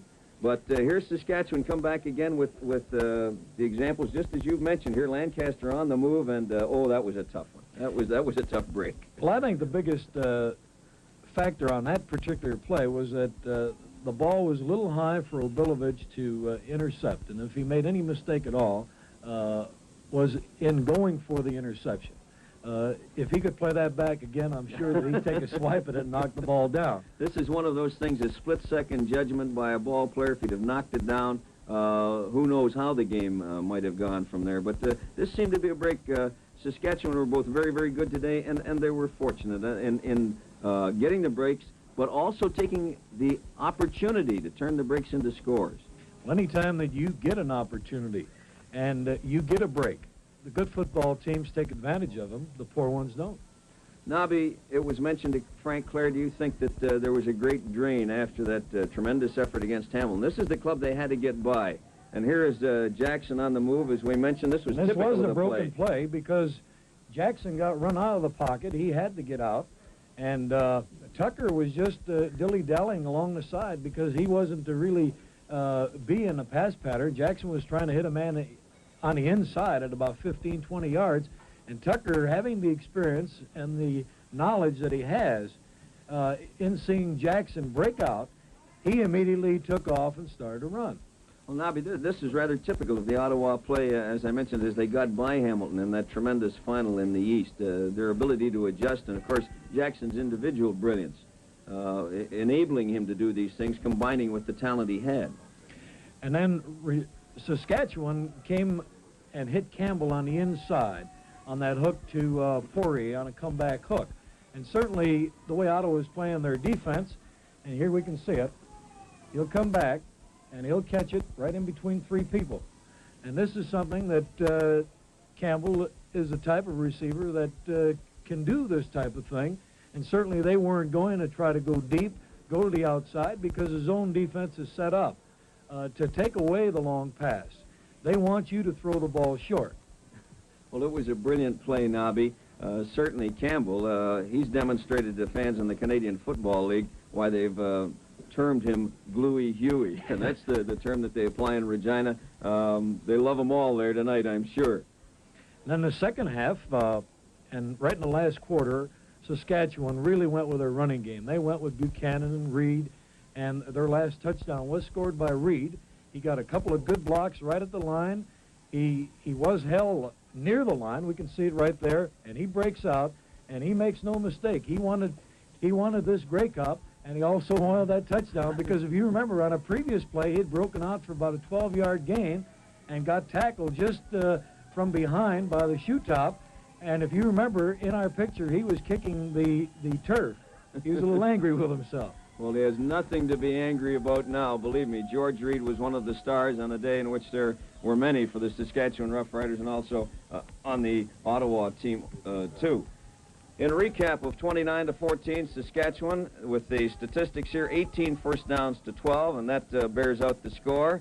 A total of 347 yards on offense by Saskatchewan. And they turned their balance from the 160 yards passing, 187 yards rushing. The predominance was on the pass in the first half, but in the second half they turned to the rushing game. Ottawa 99 yards rushing, 187 yards passing. Russ Jackson 7 for 17, and Saskatchewan, they were 10 for 20 by Ron Lancaster. The average yardage on punts, 39 by Ottawa. Klein, Saskatchewan, had 36 by 4. Lost in penalties, Ottawa 63, and this has to be an important statistic there, because there are at least 2 roughing penalties that in the general scheme of things had a part in this game. 35 for Saskatchewan, as they were very eager early on in the game. They had 2 successive offsides called against them, which may have had a slight effect. And the individuals, Reed, 23 carries, 138 yards, a 6.0 average. Buchanan, 10 for 54. Dillard, 9 for 31, and that must be a surprise that Dillard wasn't utilized more than he was due to the combination of that very, very rough Saskatchewan defense and the way the game went along. Jackson, 4 for 26. Well, Nobby Wierkowski, I'll tell you that it's going to be a ripe old time in Regina tonight. That's the second title there. We salute the East York Argos Canadian Senior Champs, St. Francis Xavier, the College Bowl title holders, the Regina Rams, winner of the Canadian Junior title, and a salute to Gord Curry at a testimonial dinner. And I'm sure Eagle Keys, well, he'll probably be having dinners from now until the next football season starts. And this Grey Cup game for 1966, well, it's now history. That completes our post-game programming. And I'd like to express my appreciation to you, Nobby. During the past 2 years, it's certainly been my pleasure, and I think it's been shared by many others, to be a part of the telecast crew, and we're mighty disappointed. I know I say that personally, and for many, many others, that you're not going to be back with us next year. This is sort of the final game for Nobby, but he's going on to other things as director, player personnel with the Toronto Argonauts, and who knows, the Argonauts may be in the Grey Cup game very, very shortly with Nobby Wierkowski right there with some of the players that he's brought to them. I'd also like to extend my thanks to Ernie Afghaniss, along with our other broadcast crew members, both from the East and from the West, for their assistance and cooperation. Also the CFL executive, the coaches, and the players. And lastly, certainly a salute to all our viewers and fans from coast to coast. The final score once again, the Saskatchewan Roughriders 29, the Ottawa Roughriders 14. The Grey Cup goes to Saskatchewan for the first time in their history. Now, this is Fred Scambatti. Here is Bob Quintrell. From an almost deserted Empire Stadium, we have a special message for you from General Motors of Canada. The GM people have asked me in their name to thank you for your interest in the Canadian pro football games they have co-sponsored this year. They also want to express publicly their appreciation to the officials, to the camera crews, technicians, and to the many other people who have made this season so successful. And last, but of course not least, to the players themselves. To them and to you, our audience, go the very best wishes from everybody at General Motors. And that's where we wrap up our 1966 coverage of the Grey Cup. We'd like to invite you home.